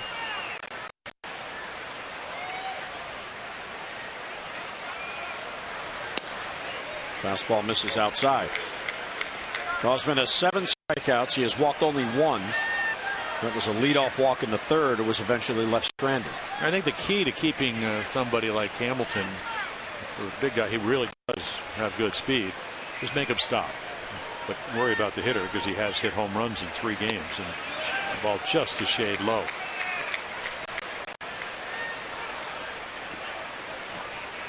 And these are the counts where the hitters look to ambush you a little bit. He stayed out of the middle of the plate so well. We've seen Choo homer to left. He's 3 home runs, a couple to right field. Keeping them close.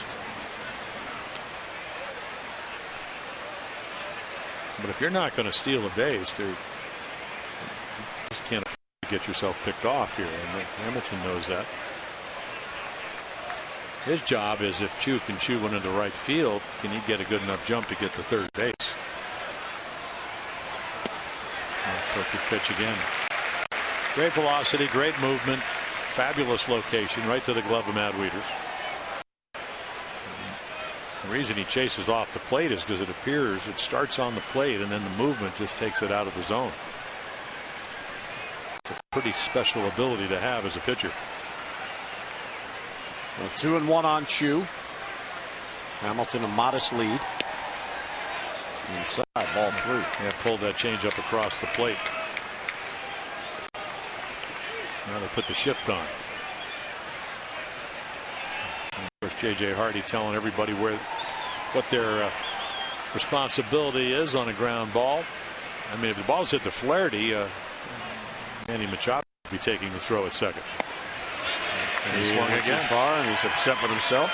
Well, Jim, that's what 95 does here in the 7th inning. You got to get the bat started. He's established his fastball so well in this game. So we'll see if Bannister will risk sending Hamilton here 3-2 with 1 down in a scoreless game. This is where you hold the ball and then you throw over. He does not run, and a foul back. The reason you hold the ball and throw over is just in case maybe you can get him leaning like they were able to do with Chris Davis.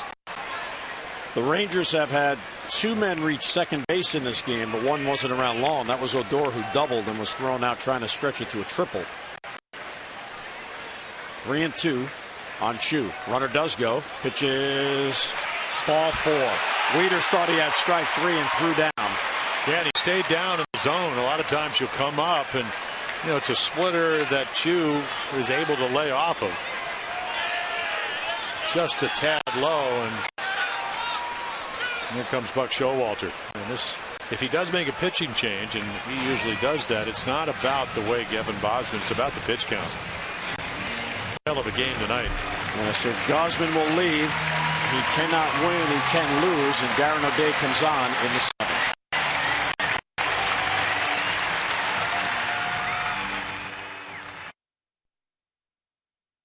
Time, 5 starters win a lot of ball games.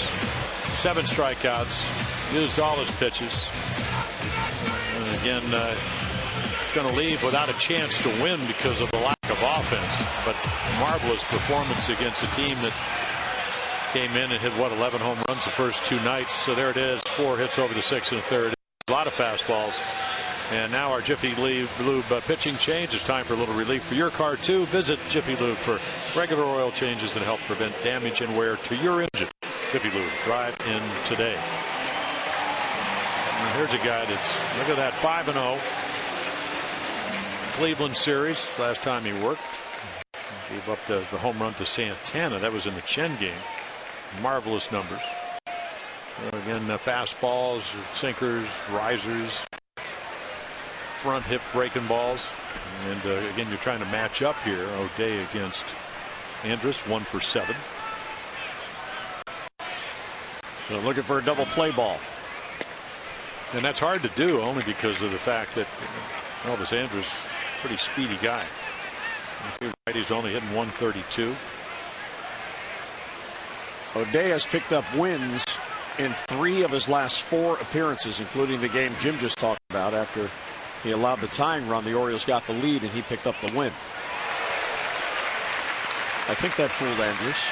Well, you just don't see guys throw from this release point, and hitting's about that little window of where the ball's coming, and then you think it's going to be on the corner. It's a little slider. It just keeps going. You wave. I mean, it just happens. And as a hitter, you just try to pick it up a little bit better, maybe try to time it, and then he throws you a fastball. And it's blowing away, knee high.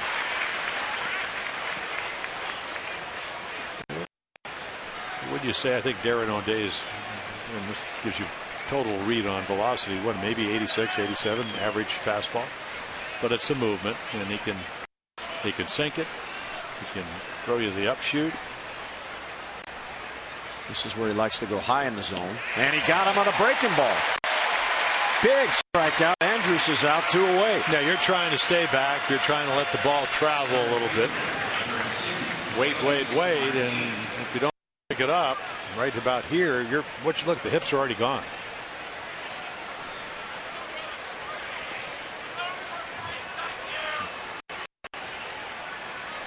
So the breaking ball outside, and Andrus can't reach it. So 2 down, 2 on. Leonis Martin, watch out for the bunt. Yeah, well, I was thinking of that because he tried to bunt, but with potential go-ahead run. You don't see it very often, but if he does drop one down, I mean, they're going to give him that. They're going to make sure that he doesn't hit a ball by him. If you're an infielder, you try to knock it down, and maybe not that bad a play to get Odor, or actually to get Chirinos up. Martinez walked. He has struck out. He is 0 for 2 against Darren O'Day. Gallardo looks like his night might be done with double barrel bullpen activity for Texas.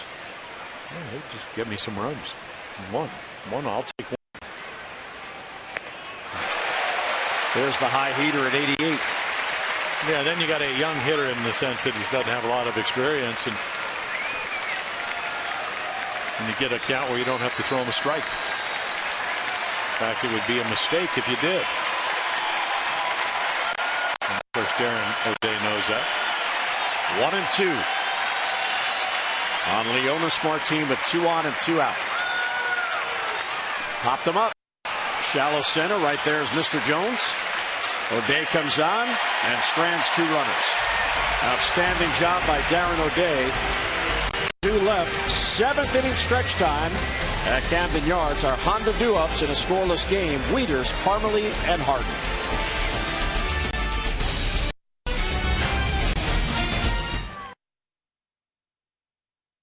6-game road trip. We hope you can join us. The first stop, the White Sox in the Windy City.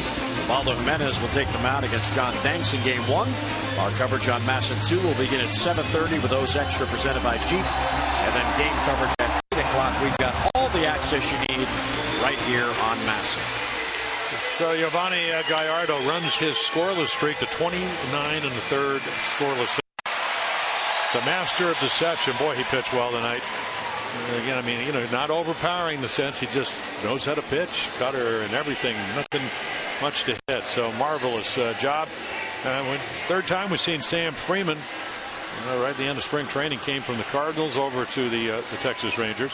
So 92 to 95 mile per hour fastball, little slider, and a very good splitter.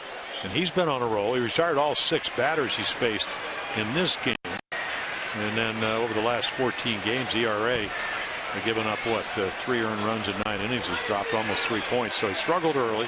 You can see lefties actually are better than right-handers. And Abel, Matt Reeder's probably a better hitter, at least average-wise from this side, will come in to face Friedman. And this is outside 1-0. The Orioles in this game have just 2 base hits, and they came in consecutive at-bats. David Lowe and Manny Machado with 1 out in the third. They've had 5 base runners as Gallardo walked 3.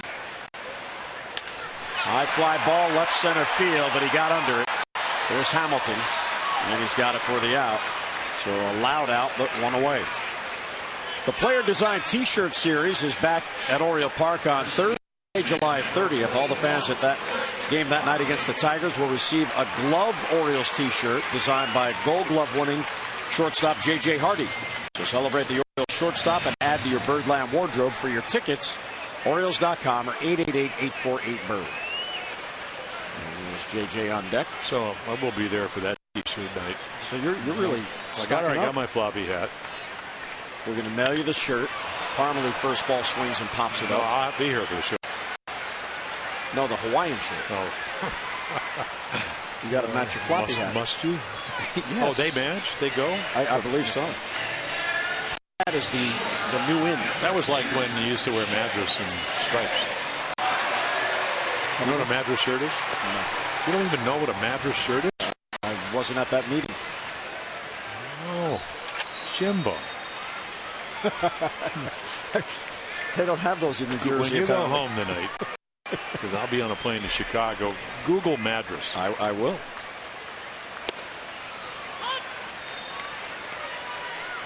Was that big in the 60s? Or? Yeah. Okay. Maybe even the 50s. I don't know.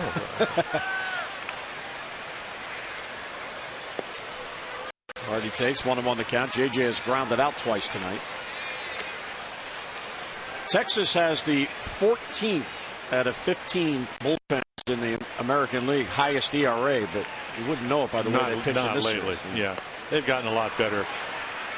I mean, part of it, if you're Sam Freeman, you look at his stuff, you go, all you got to do is throw some quality. I mean, he's got 3 real good pitches. Plus arm, plus splitter. So relax. You got to learn. You got to get your innings in. You got to get the experience factor. Bounces the fastball in. Chirinos. Throw it by me. Snag that ball. It's a good-looking catcher behind the plate. Chirinos. We were talking about the other night. I thought he was going to play for Tampa Bay, and he missed that whole year with a concussion, like symptoms. But he can pick it. 2-2 on Hardy. 2 outs, none on in the scoreless game in the 7th. And then he foul tipped it in and out of the glove of Chirinos. Yeah, if you look at he really does give a good target. He gives you the low target. He moves well. I mean, look at that. I mean, he's down there. I'm trying to think. Who's the backup catcher who's now with Pittsburgh in New York? Now they're starting pitcher. Francisco Cervelli, and a swing and a miss at the splitter. They almost feel like their shortstops catching behind the plate. So 3 up, 3 down for Freeman. O'Day going back to work in this scoreless game.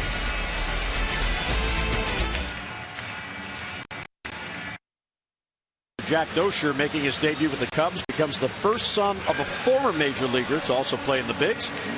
A third baseman with Troy, Chicago, and Cleveland before the turn of the century. And then in 1963 at 12:31 a.m. in San Francisco, Willie Mays homered off Warren Spahn in the bottom of the 16th inning. That gave Juan Marichal a 1-0 win in the National League's longest game ended by a home run. And Warren Spahn, they both went the distance. One of my great stories when Mike Flanagan, I believe, been broadcasting. Rick Dempsey was a coach for the Orioles. We were out in San Francisco playing Oakland, but went back to San Francisco. It was a card show. Juan Marichal said, I didn't know Flanny grew up in New Hampshire, a Giant fan. Really? Yeah, I used to always say if I ever met Willie Mays, I wouldn't have been able to talk. And Mike was, not a shy guy, great sense of humor. So we'd go to the card show, and I said, by the way, Mike, we're going to dinner. So I get him actually to sit next to Juan Marichal, and he's not eating much. It's just because he's so excited. And then I get Marichal to talk about that game. Juan Marichal threw 227 pitches. Wow. And Alvin Dock with his manager, and he kept saying, you're only 22. And he said, I'm not leaving until that 42-year-old guy leaves. And that was Warren Spahn. And of course, they went to Warren Spahn, and they said, hey, I think that's enough, Warren. You're over 40. He goes, I'm not leaving until that 22-year-old kid. So Marichal, the 227 pitches. And then he said, it's the only time I ever got an extra day off. And Spahn pitched 16 innings, only I think struck out 2 people in that game. Now that's control. If that happened today, the manager and pitching coach would be indicted. How many pitches? 200? 227. Yep. They said Alvin gave him an extra day. An extra day. Extra day's rest.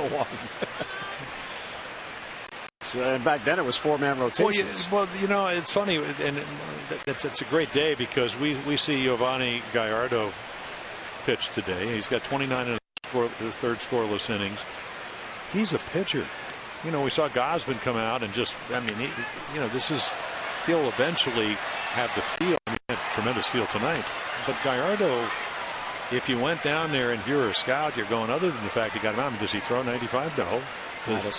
Exquisite control, mix it up his pitches, add and subtract, in and out, hardly anything to hit. So maybe that's what went on in that 16-inning game. Chirino's battling here, 2-2. Check swing at a high fastball. And for Warren Spahn, maybe the key was to pitch around to Willie Mays. Of course, waiting on deck would have been Willie McCovey, another Hall of Famer. Well, Chirino's about to see a 7th pitch in this at-bat. Scoreless game leading off the 8th.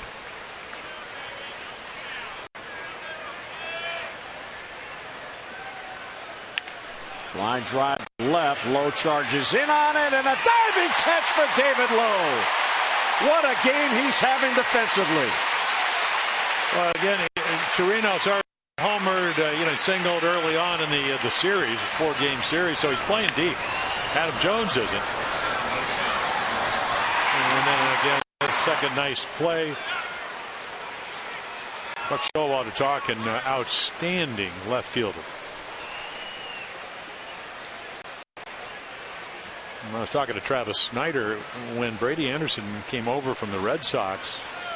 Johnny Oates was managing, and he put Brady in left field because he felt that was the hardest position or field to play here at Camden Yards. It has the most room. Got to go down the line. We saw Lowe do that. And Brady, even if he wasn't, I think his lifetime batting average, I don't even remember what it was against lefties, but certainly not as much. But Johnny Oates says, I don't care. I'm going to put him in left field because he's going to save us games with his glove, and that's what Lowe's done tonight. A lot of room out there in left field here at Camden Yards. Odor bounces it foul off the top of the Orioles dugout.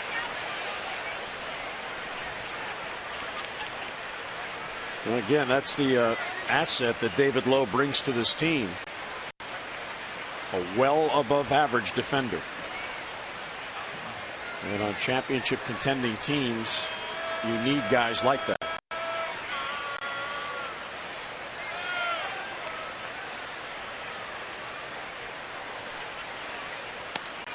You have the debates a lot. Well, how many games is he going to win with his glove? Well, in a game like this with no score, how about tonight?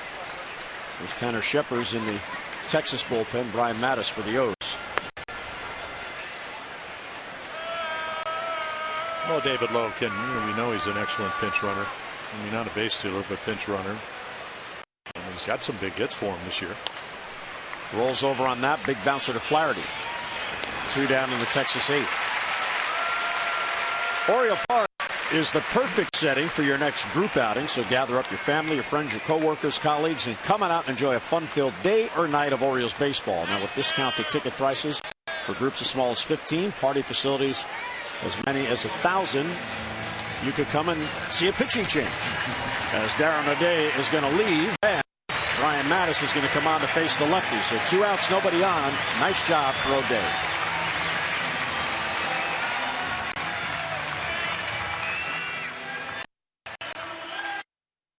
On to match up.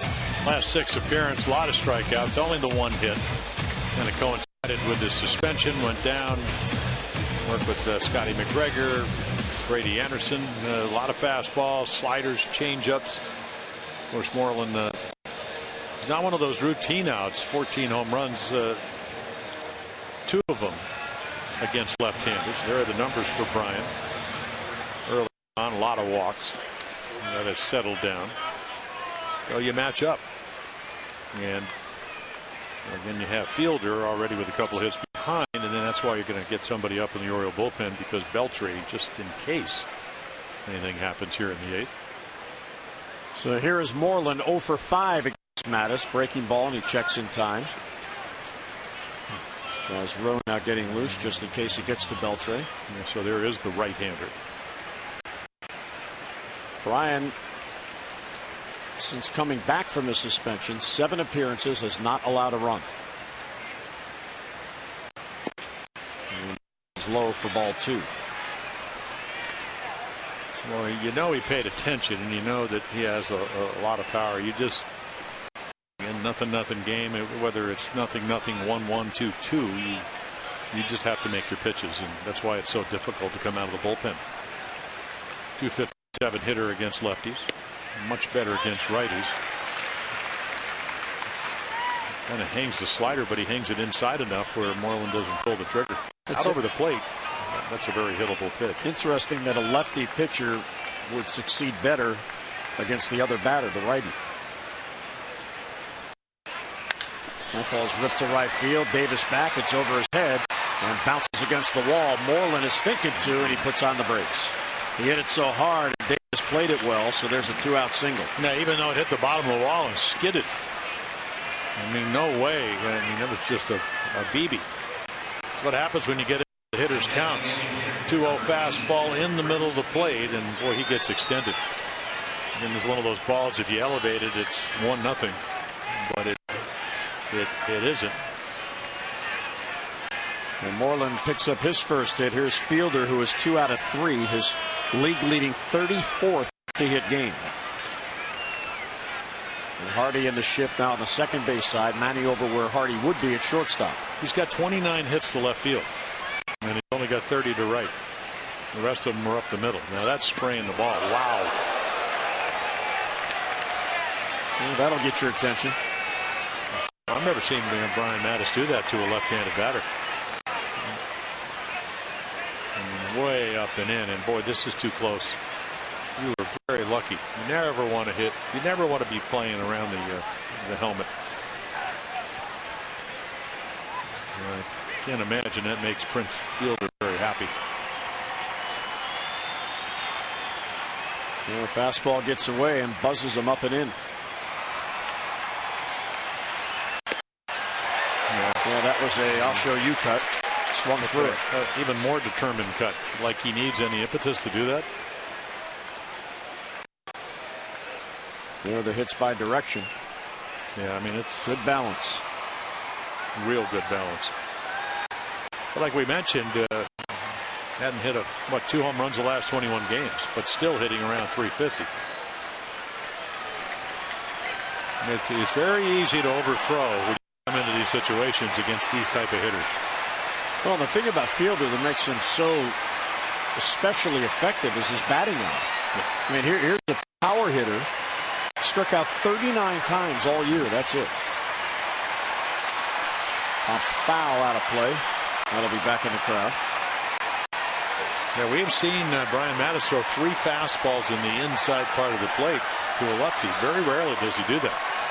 Usually it's away. We saw him get Michael Brantley out, on the first game of that doubleheader on Sunday when Cleveland was in, about as good a low and away fastball as you could throw.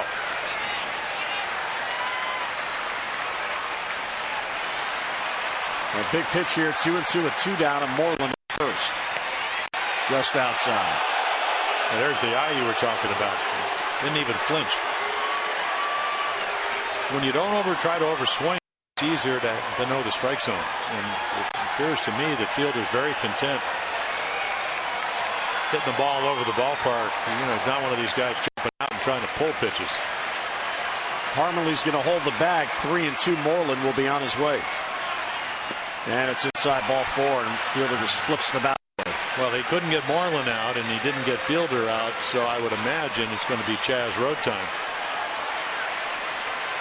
So Mattis faces 2 batters, allows a single and a walk. And it's up to Chaz Rowe to keep this game scoreless.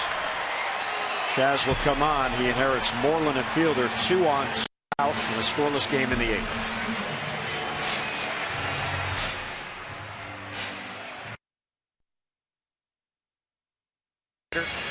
Came in, Chu hit a home run off him. It looked like it was just a fly ball, and it just kept going left center. 2-0. A lot of strikeouts, not a lot of walks. Been one of the better sliders on the ball club. Good numbers against both lefties and righties. And home runs by left-handers. Ortiz hit a slider to right. Chu hit the fly ball, and Orioles are hoping that number will be 13 for 13 as he comes in with potential go-ahead run. 2 outs here in the 8th at second base. Well, Beltre has never faced Chaz Rowe. It's ahead 0-1. Yeah, good sinker. Good moving, sinking fastball. Beltre is 0 for 3 in the game.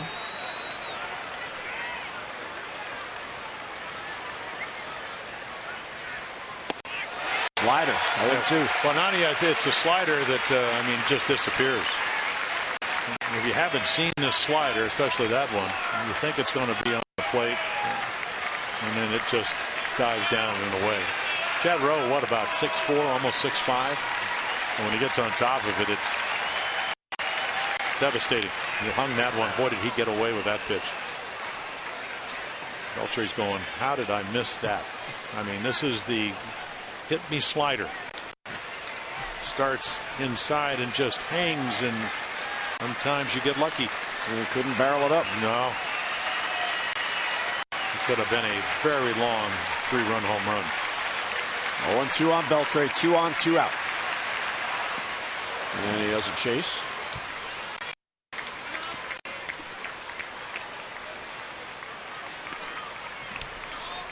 Yeah, Beltre's a tough out, and we mentioned that it goes from the Dodgers, Seattle, and then over the Red Sox, and signs a long-term deal. It seems like, and his hitting instructor was Dave Magadan now with the Rangers, taught him to hit the ball into right field.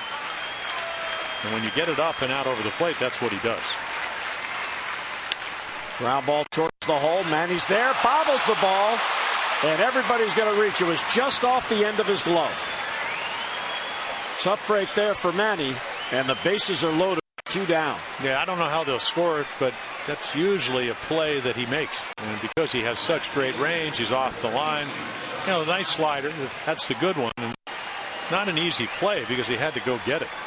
You could see from this angle, that's a long way. And, it's a play. We see him make it so routinely, you just take it for granted. But that angle there, it wasn't routine.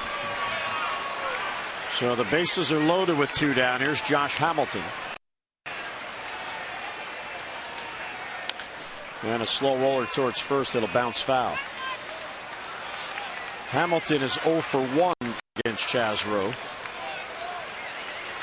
That was the other night, Tuesday, and he struck him out. So each team in this game has had the bases loaded with 2 down. The Orioles did not score. We'll see what Texas does here. Upstairs with a fastball, good eye.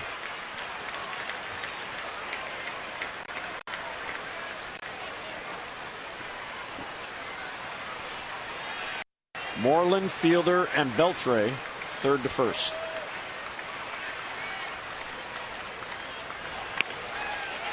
Two and oh. Yeah, and all the hits by Josh Hamilton in the series are the other way. Been able to stay inside the ball, and right here he gets a great hitting count, and great hitting count because you have to throw a strike here. I mean, you don't have to, but certainly would like to. 2-1 with 2 down and the bases loaded. Let's see if Chad can make a quality pitch here.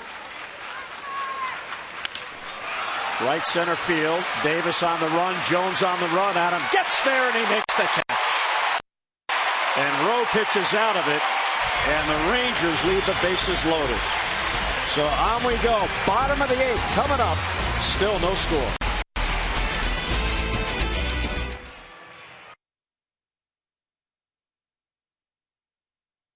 Here are the most consecutive series without losing a series, the longest this season. The Cardinals, Nationals, and Giants all have got 9 consecutive series. The Orioles, and this is active, 8 consecutive series that they have not lost. It all began when they dropped 3 out of 4 in Houston to begin the month of June. They then won a series at Cleveland, came home, won series from the Red Sox and Yankees and the Phillies, then split a series in Philadelphia, won a series in Toronto, won a series at Boston, and then swept the Indians over the weekend. So they need a win here to get the split to keep that streak going to 9. Wait a minute, are the Orioles in first place? Yes, they are. Yes. Okay. And that's how you do that. So Freeman stays on. Lefty, lefty, righty due up here in the 8th. Flaherty is 0 for 2. And we showed you that numbers. The lefties hitting Sam Freeman a little bit better than righties. All you need here, you hope that maybe Freeman will get a little bit wild, and then you play a little small ball, score a run. Zach Britton comes on, does what he did last night, which was strike out the side, just get him out. Bouncer towards the hole. There's Odor. He was shaded that way, and he'll get Flaherty for the first out in the 8th. And Ryan is 0 for 3. Odor plays second base like Manny Ibar plays for the shortstop for the Angels. Very, very quick.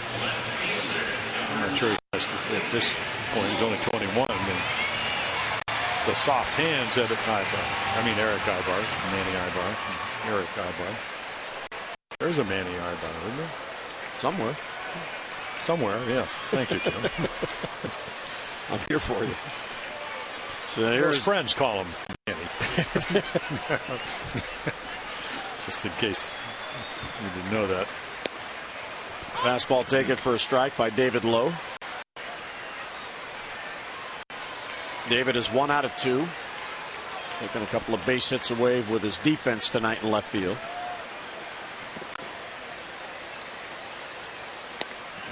Takes another strike. Yeah, well, Sam Freeman is. I'm trying to think who he reminds me of, and I'm Rogelio Moretz with the Red Sox. But he's got some nasty stuff. Nice little acquisition. Because the Rangers just started the season without a left-hander in their bullpen. Yeah, tonight they have an 8-man bullpen because they optioned Nick Martinez out today, the starter from last night. And Neftali Feliz is back. So it's an 8-man bullpen and a 4-man rotation at the moment. 1 and 2 on Lowe, 1 out, none on. Good take. Yeah, Matt Harrison, he pitched 6 innings of rehab coming back from back fusion, all kinds of serious back problems. And so apparently he is going to be recalled and get a start. And then if you last night, Nick Martinez only 24, so maybe back him off for a short bit of time. Do what teams do, give him a little respite. Yeah. Before Buck Showalter's pregame press conference, I was sitting in the hallway talking to one of the police officers down there, and Freddie Tyler, the visiting clubhouse manager, came in a golf cart with a Texas Rangers equipment bag and a player. And I was like, oh, somebody just got called up. 2 and 2 on Lowe. Breaking ball inside ball 3, and as the cart went by, I looked on the bag and it said Feliz, and there was Neftali. So he's back off the DL. And about 5 minutes later, Nick Martinez came out of the clubhouse with a suitcase heading for the airport. So players come and players go. From 0-2 to 3-2 on David Lowe. And a bloop down the left field line. Over there is Hamilton, and he can't get there, but it's foul. Yeah. And David Lowe, outstanding in the field tonight, taking 2 base hits away. Yeah, one on potential double. That ball was fair off of Elvis Andrus' bat. And then later on comes in, sinking line drive. Very acrobatic.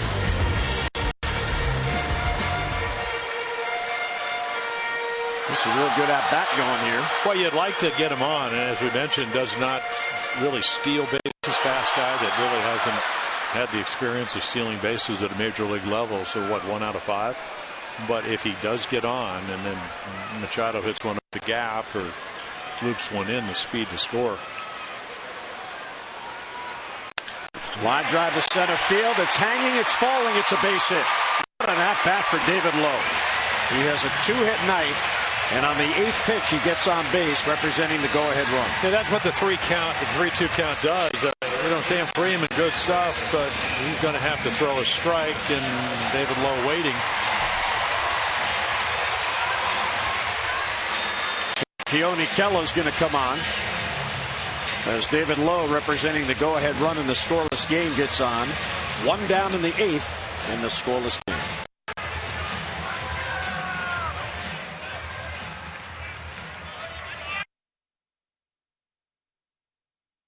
So Orioles went 1 for 7 first 2 games with 4 strikeouts. He retired the first 6, and then Manny Machado, who's going to step to the plate, hit a double. There are the numbers for Keone. A young kid, 12th round draft choice, and turned 22 in April. He really does have a good fastball. We've seen up to 95, 96 power hook. Occasionally he will throw the changeup. We talked about Chaz Roach, 12 out of 12, 11 out of 13 isn't bad either. So the Rangers defense will go into the no doubles defense. They're so deep they almost need a ticket. Or Machado with outstanding speed at first. You know, you were talking about David Lowe and not having the knack yet to steal bases. It kind of reminds me of Bernie Williams when he came up with the Yankees. Blazing speed, but never did develop the knack of the first step to steal bases. Well, he was a sprinter out of Puerto Rico. And double play ball. Yeah, routine. There's Odor. There's Andrus, and back to first for a double play. So on 1 pitch, that ends the potential rally. Base hit, none left. We head to the 9th. No score.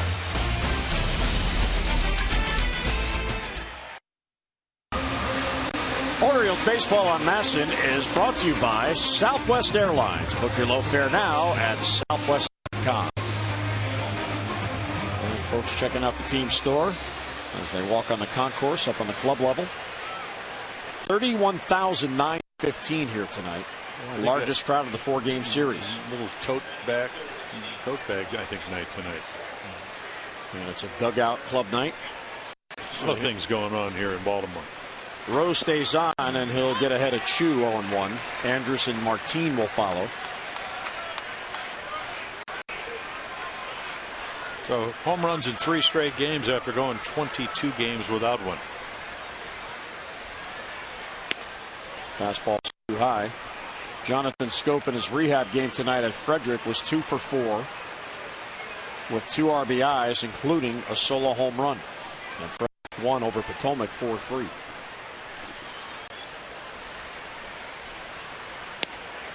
Strike on the corner. Chu does not like the call. Yeah, one of those backdoor sliders. I don't know if it's by design, but it's certainly maybe he's getting a little bit more in agreement.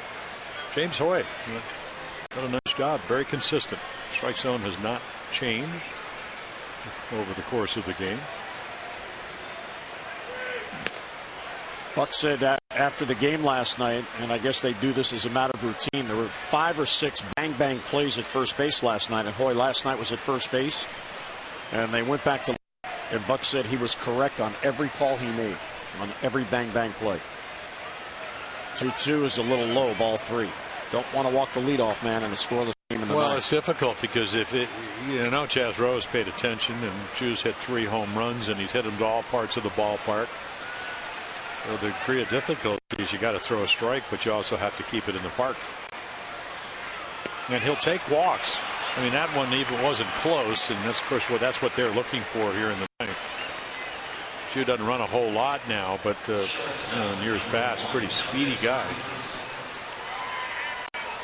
Well, I'm sure with Andrews up, this will be a sacrifice situation. He's already laid down 5 sacrifice bunts on the year. They tried to do it, last night?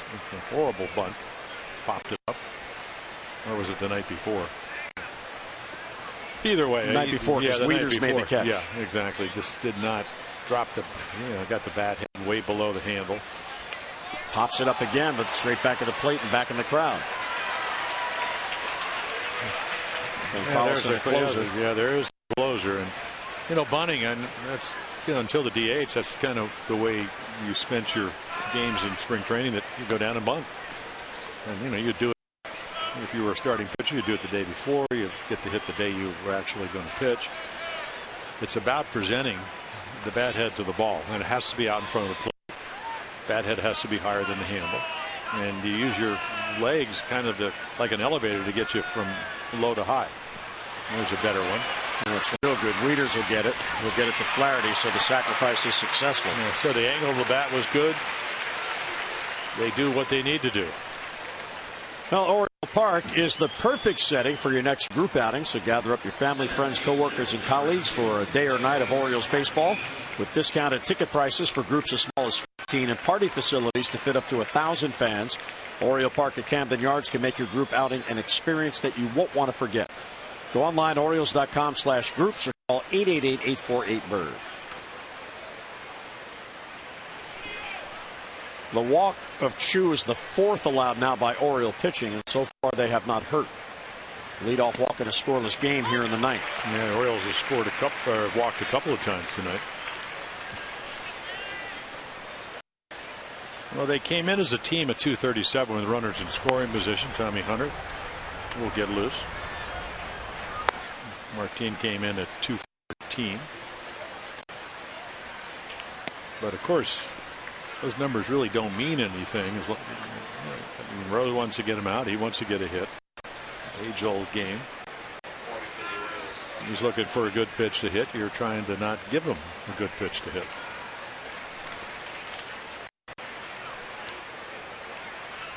Martin doubled against Rowe on Tuesday.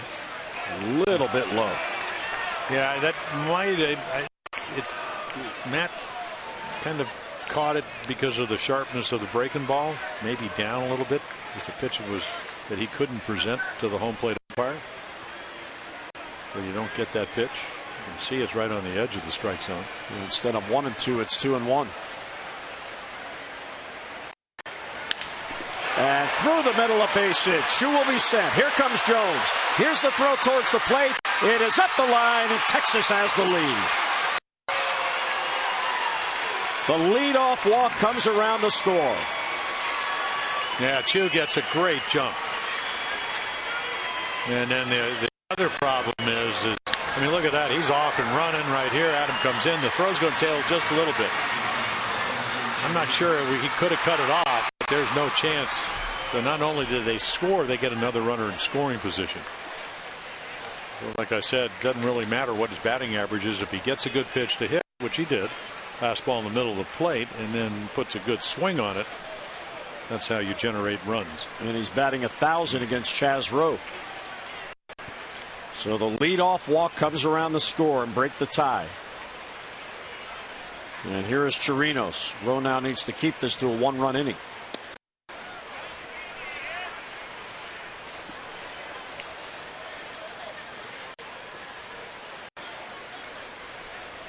Tollefson getting ready. He's been up the entire inning since Chu got on base. Now Martin is at second with 1 down.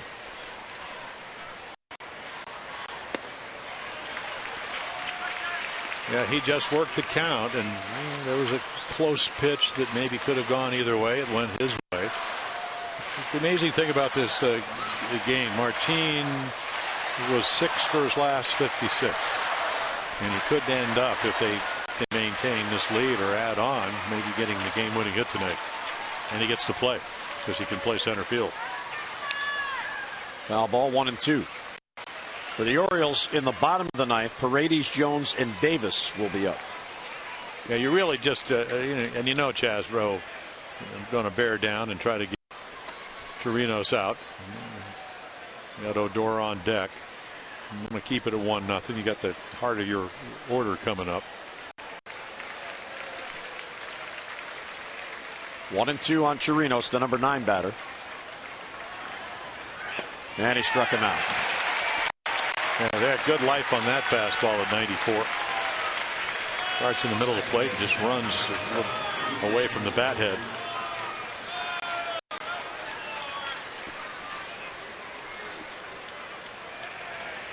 So they play small ball, and to this point it's worked. Okay. Walk, bunt, base hit.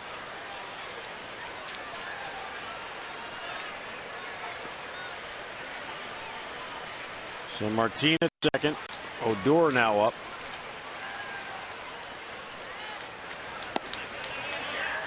Low, I guess, looked like it had the plate.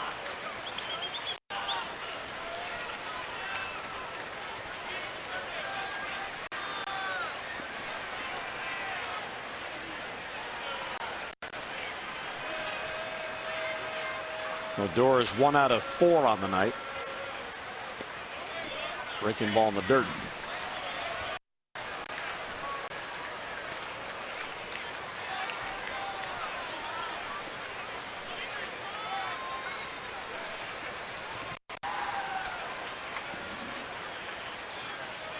The Orioles have been shut out 4 times this year. They have not yet scored here tonight. And they've also been held to 1 run 11 times. And they're 1-10 in those games. 3-0 on Odor. You really can't give in to him, and as we mentioned, he came in red hot. .391 since the 15th of June. And then the problem, of course, he already had a double over the head of Adam Jones, and he won't be swinging here with Moreland on deck, is that you have another guy, 9 home runs, 25 RBIs waiting on deck in the month of June.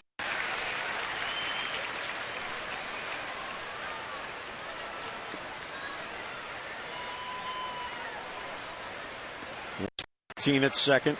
RBI single, went to second on the throw. 3-1 on Odor. Strike 2.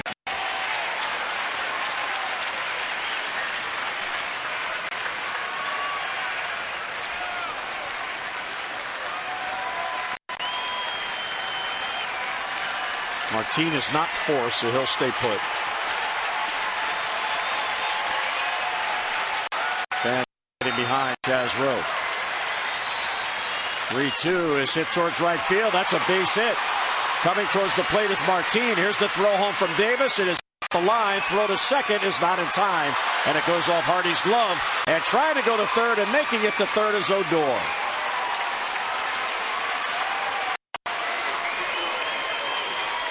Well, you see the speed factor for the Rangers. Martin gets a pitch to hit. Odor, 3-2 fastball in the middle of the plate, gets it to hit, and then the Orioles don't hit the cutoff pin. Something they usually don't do. I mean, this is what happens in a 0-0 game. You know, you think you can throw somebody out, and if you don't, which Jones didn't and Davis didn't, they run you right into a scoring position. So the Rangers have the lead in the.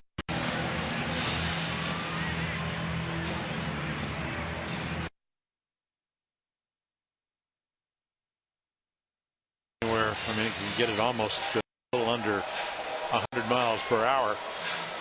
So the ERA went up because the last time he pitched was against Texas, and he did give up 3 runs, gave up 3 singles, and then a double. They all scored on a high pop fly double down the right field line here at Camden Yards. So 50-50 as far as ground ball sliders. Doesn't walk hardly anybody. And then again keeps the ball in the ballpark.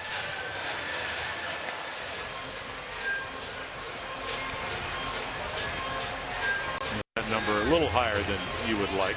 13 to be somewhere in the 25-30% range, if not lower.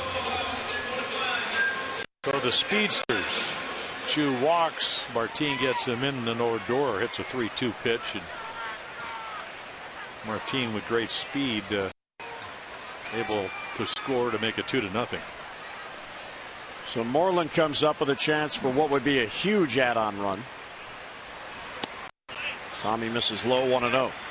Well, you see what happens if Odor does what he's been doing. And again, they sent him out because he struggled. Now he comes back. He's close to 400. He could, better base stealer this year, 5 out of 8. So it gives him speed of being able to get on base, and he's walked. It's like he's a pretty agile second baseman, and then you kind of set up the whole lineup. You got a guy that hit 9 home runs in the month of June, hitting second. Then you got Fuller, then you get Beltre, then you get Hamilton if he stays healthy. Get themselves a nice little lineup. Much better than a couple of months ago. Well, the speed component you mentioned, it's obvious in this inning. Chu can run. Martin can fly. Odor can run.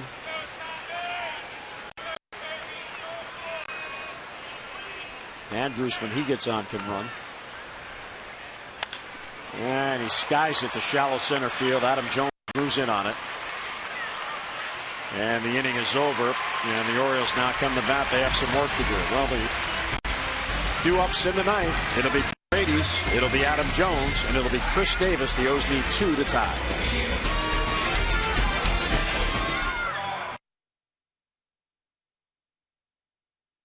Fans are heating up behind us. The Orioles have to overcome a 2-0 deficit here headed to the bottom half of the 9th inning. And Dave, the Orioles have not had many opportunities in this game. No, they have. It was a well-pitched game, obviously, by both starting pitchers, and even the relievers did a good job. Look, it was down to happen in Chaz Rowe, but they're a bloop and a blast away from tying this thing up. We'll hear from the Orioles manager and others when we begin O's Extra postgame. But let's go back upstairs now, bottom of the 9th, Jim and Jim. All right, Tom and Dave, and I like how Dave is thinking. Well, you got the part of the lineup coming up here, and here's the closer they'll have to do it against, Sean Tolleson. Well, the Orioles have seen him twice in this series, so he got his first save on Tuesday, and that's the first one since the 19th. So 3 saves in his last 21 games, just because they really haven't been playing that well. But again, he's been pitching well. Only 3 earned runs last 21 games, so the ERA all the way from the mid-5s to 2.67. You can see fly ball pitcher. So there you go. Get a bloop, and then maybe the ball will get out of here. We saw, he throws 92, 93, nice little slider, good changeup, power changeup. And for the Orioles, they first just try to get somebody on. I mean, it all starts with putting pressure on him. Maybe he'll make a mistake.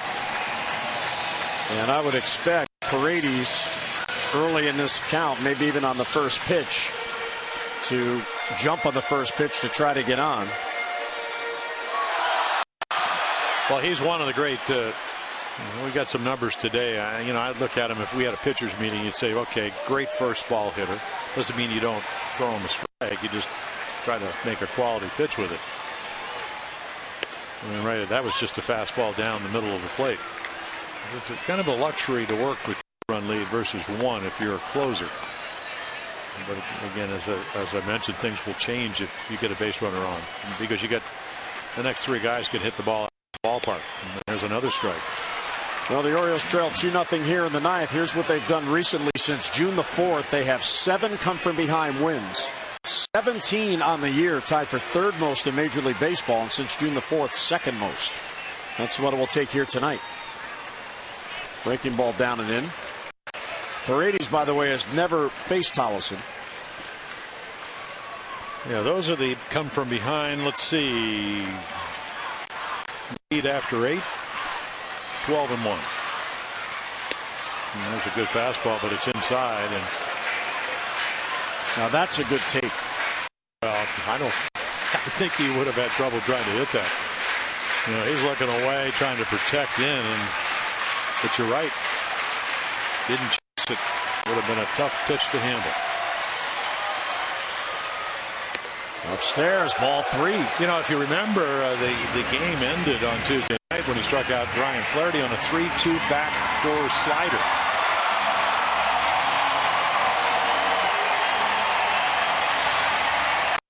Fans getting loud at the ballpark.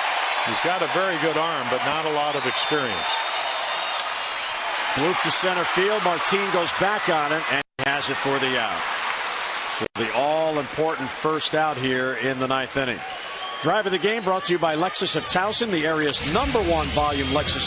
5 years running. See why at lexusoftowson.com. And here it is, Leonis Martin. Yeah, Leonis hits it right back up the middle, and Chu had walked. Andrus played a little ball, sacrificed him over. And then, of course, on the throw, Martin would get the second and score in the Odor base hit. So a couple of big hits, the walk, the sacrifice. At least offensively, the Rangers did a lot of things well in the ninth inning. Adam Jones, you saw him peek there right before Tollison came set, looking to see where Beltre is. Orioles need 2 to tie this. That means a base runner, and Adam works on his bunting every single day in batting practice, every day. So he's surveying the fielding. Fouls it back, and it's 0-2. But Tollison goes 0-2 on each of the first 2 batters. Well, he's got a good enough fastball that he can challenge you with it. Good velocity. We saw some, and he's got a slider and the changeup, a power changeup to go with it. Jones is 0 for 2 in his head-to-heads with Tollison. Make it 0 for 3. Boy, he pinpointed the inside corner. Adam thought it was inside.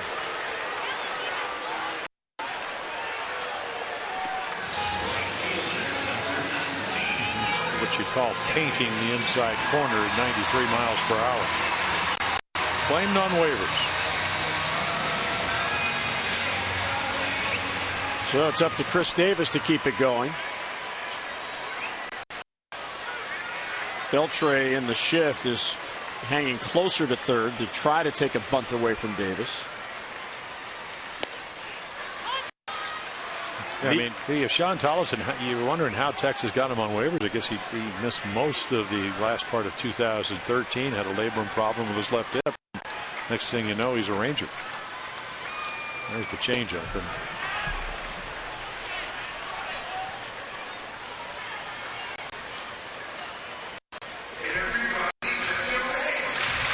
Keone Kela, who got the double play on Machado to end the 8th, would get the win if this holds. And Kela would be the losing pitcher for the O's. High fly ball to left. Back on it is Hamilton, and in front of the wall, he will make the catch in a tough loss for the Orioles as the Rangers, with 2 in the top of the 9th inning, win this game 2-0, and they 3 out of 4 in this series. So the Orioles lose their first series since the first series of June.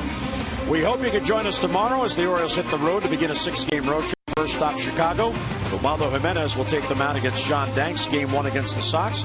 Coverage on MASN 2 begins at 7:30 with O's Extra presented by Jeep, and then game coverage at 8 o'clock. And now for Jim Palmer and our entire hardworking crew, Jim Hunter saying so long from Camden Yards, where the Rangers win it 2-0.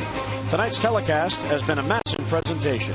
O's Extra, Tom and Dave, presented by PNC, comes your way right now.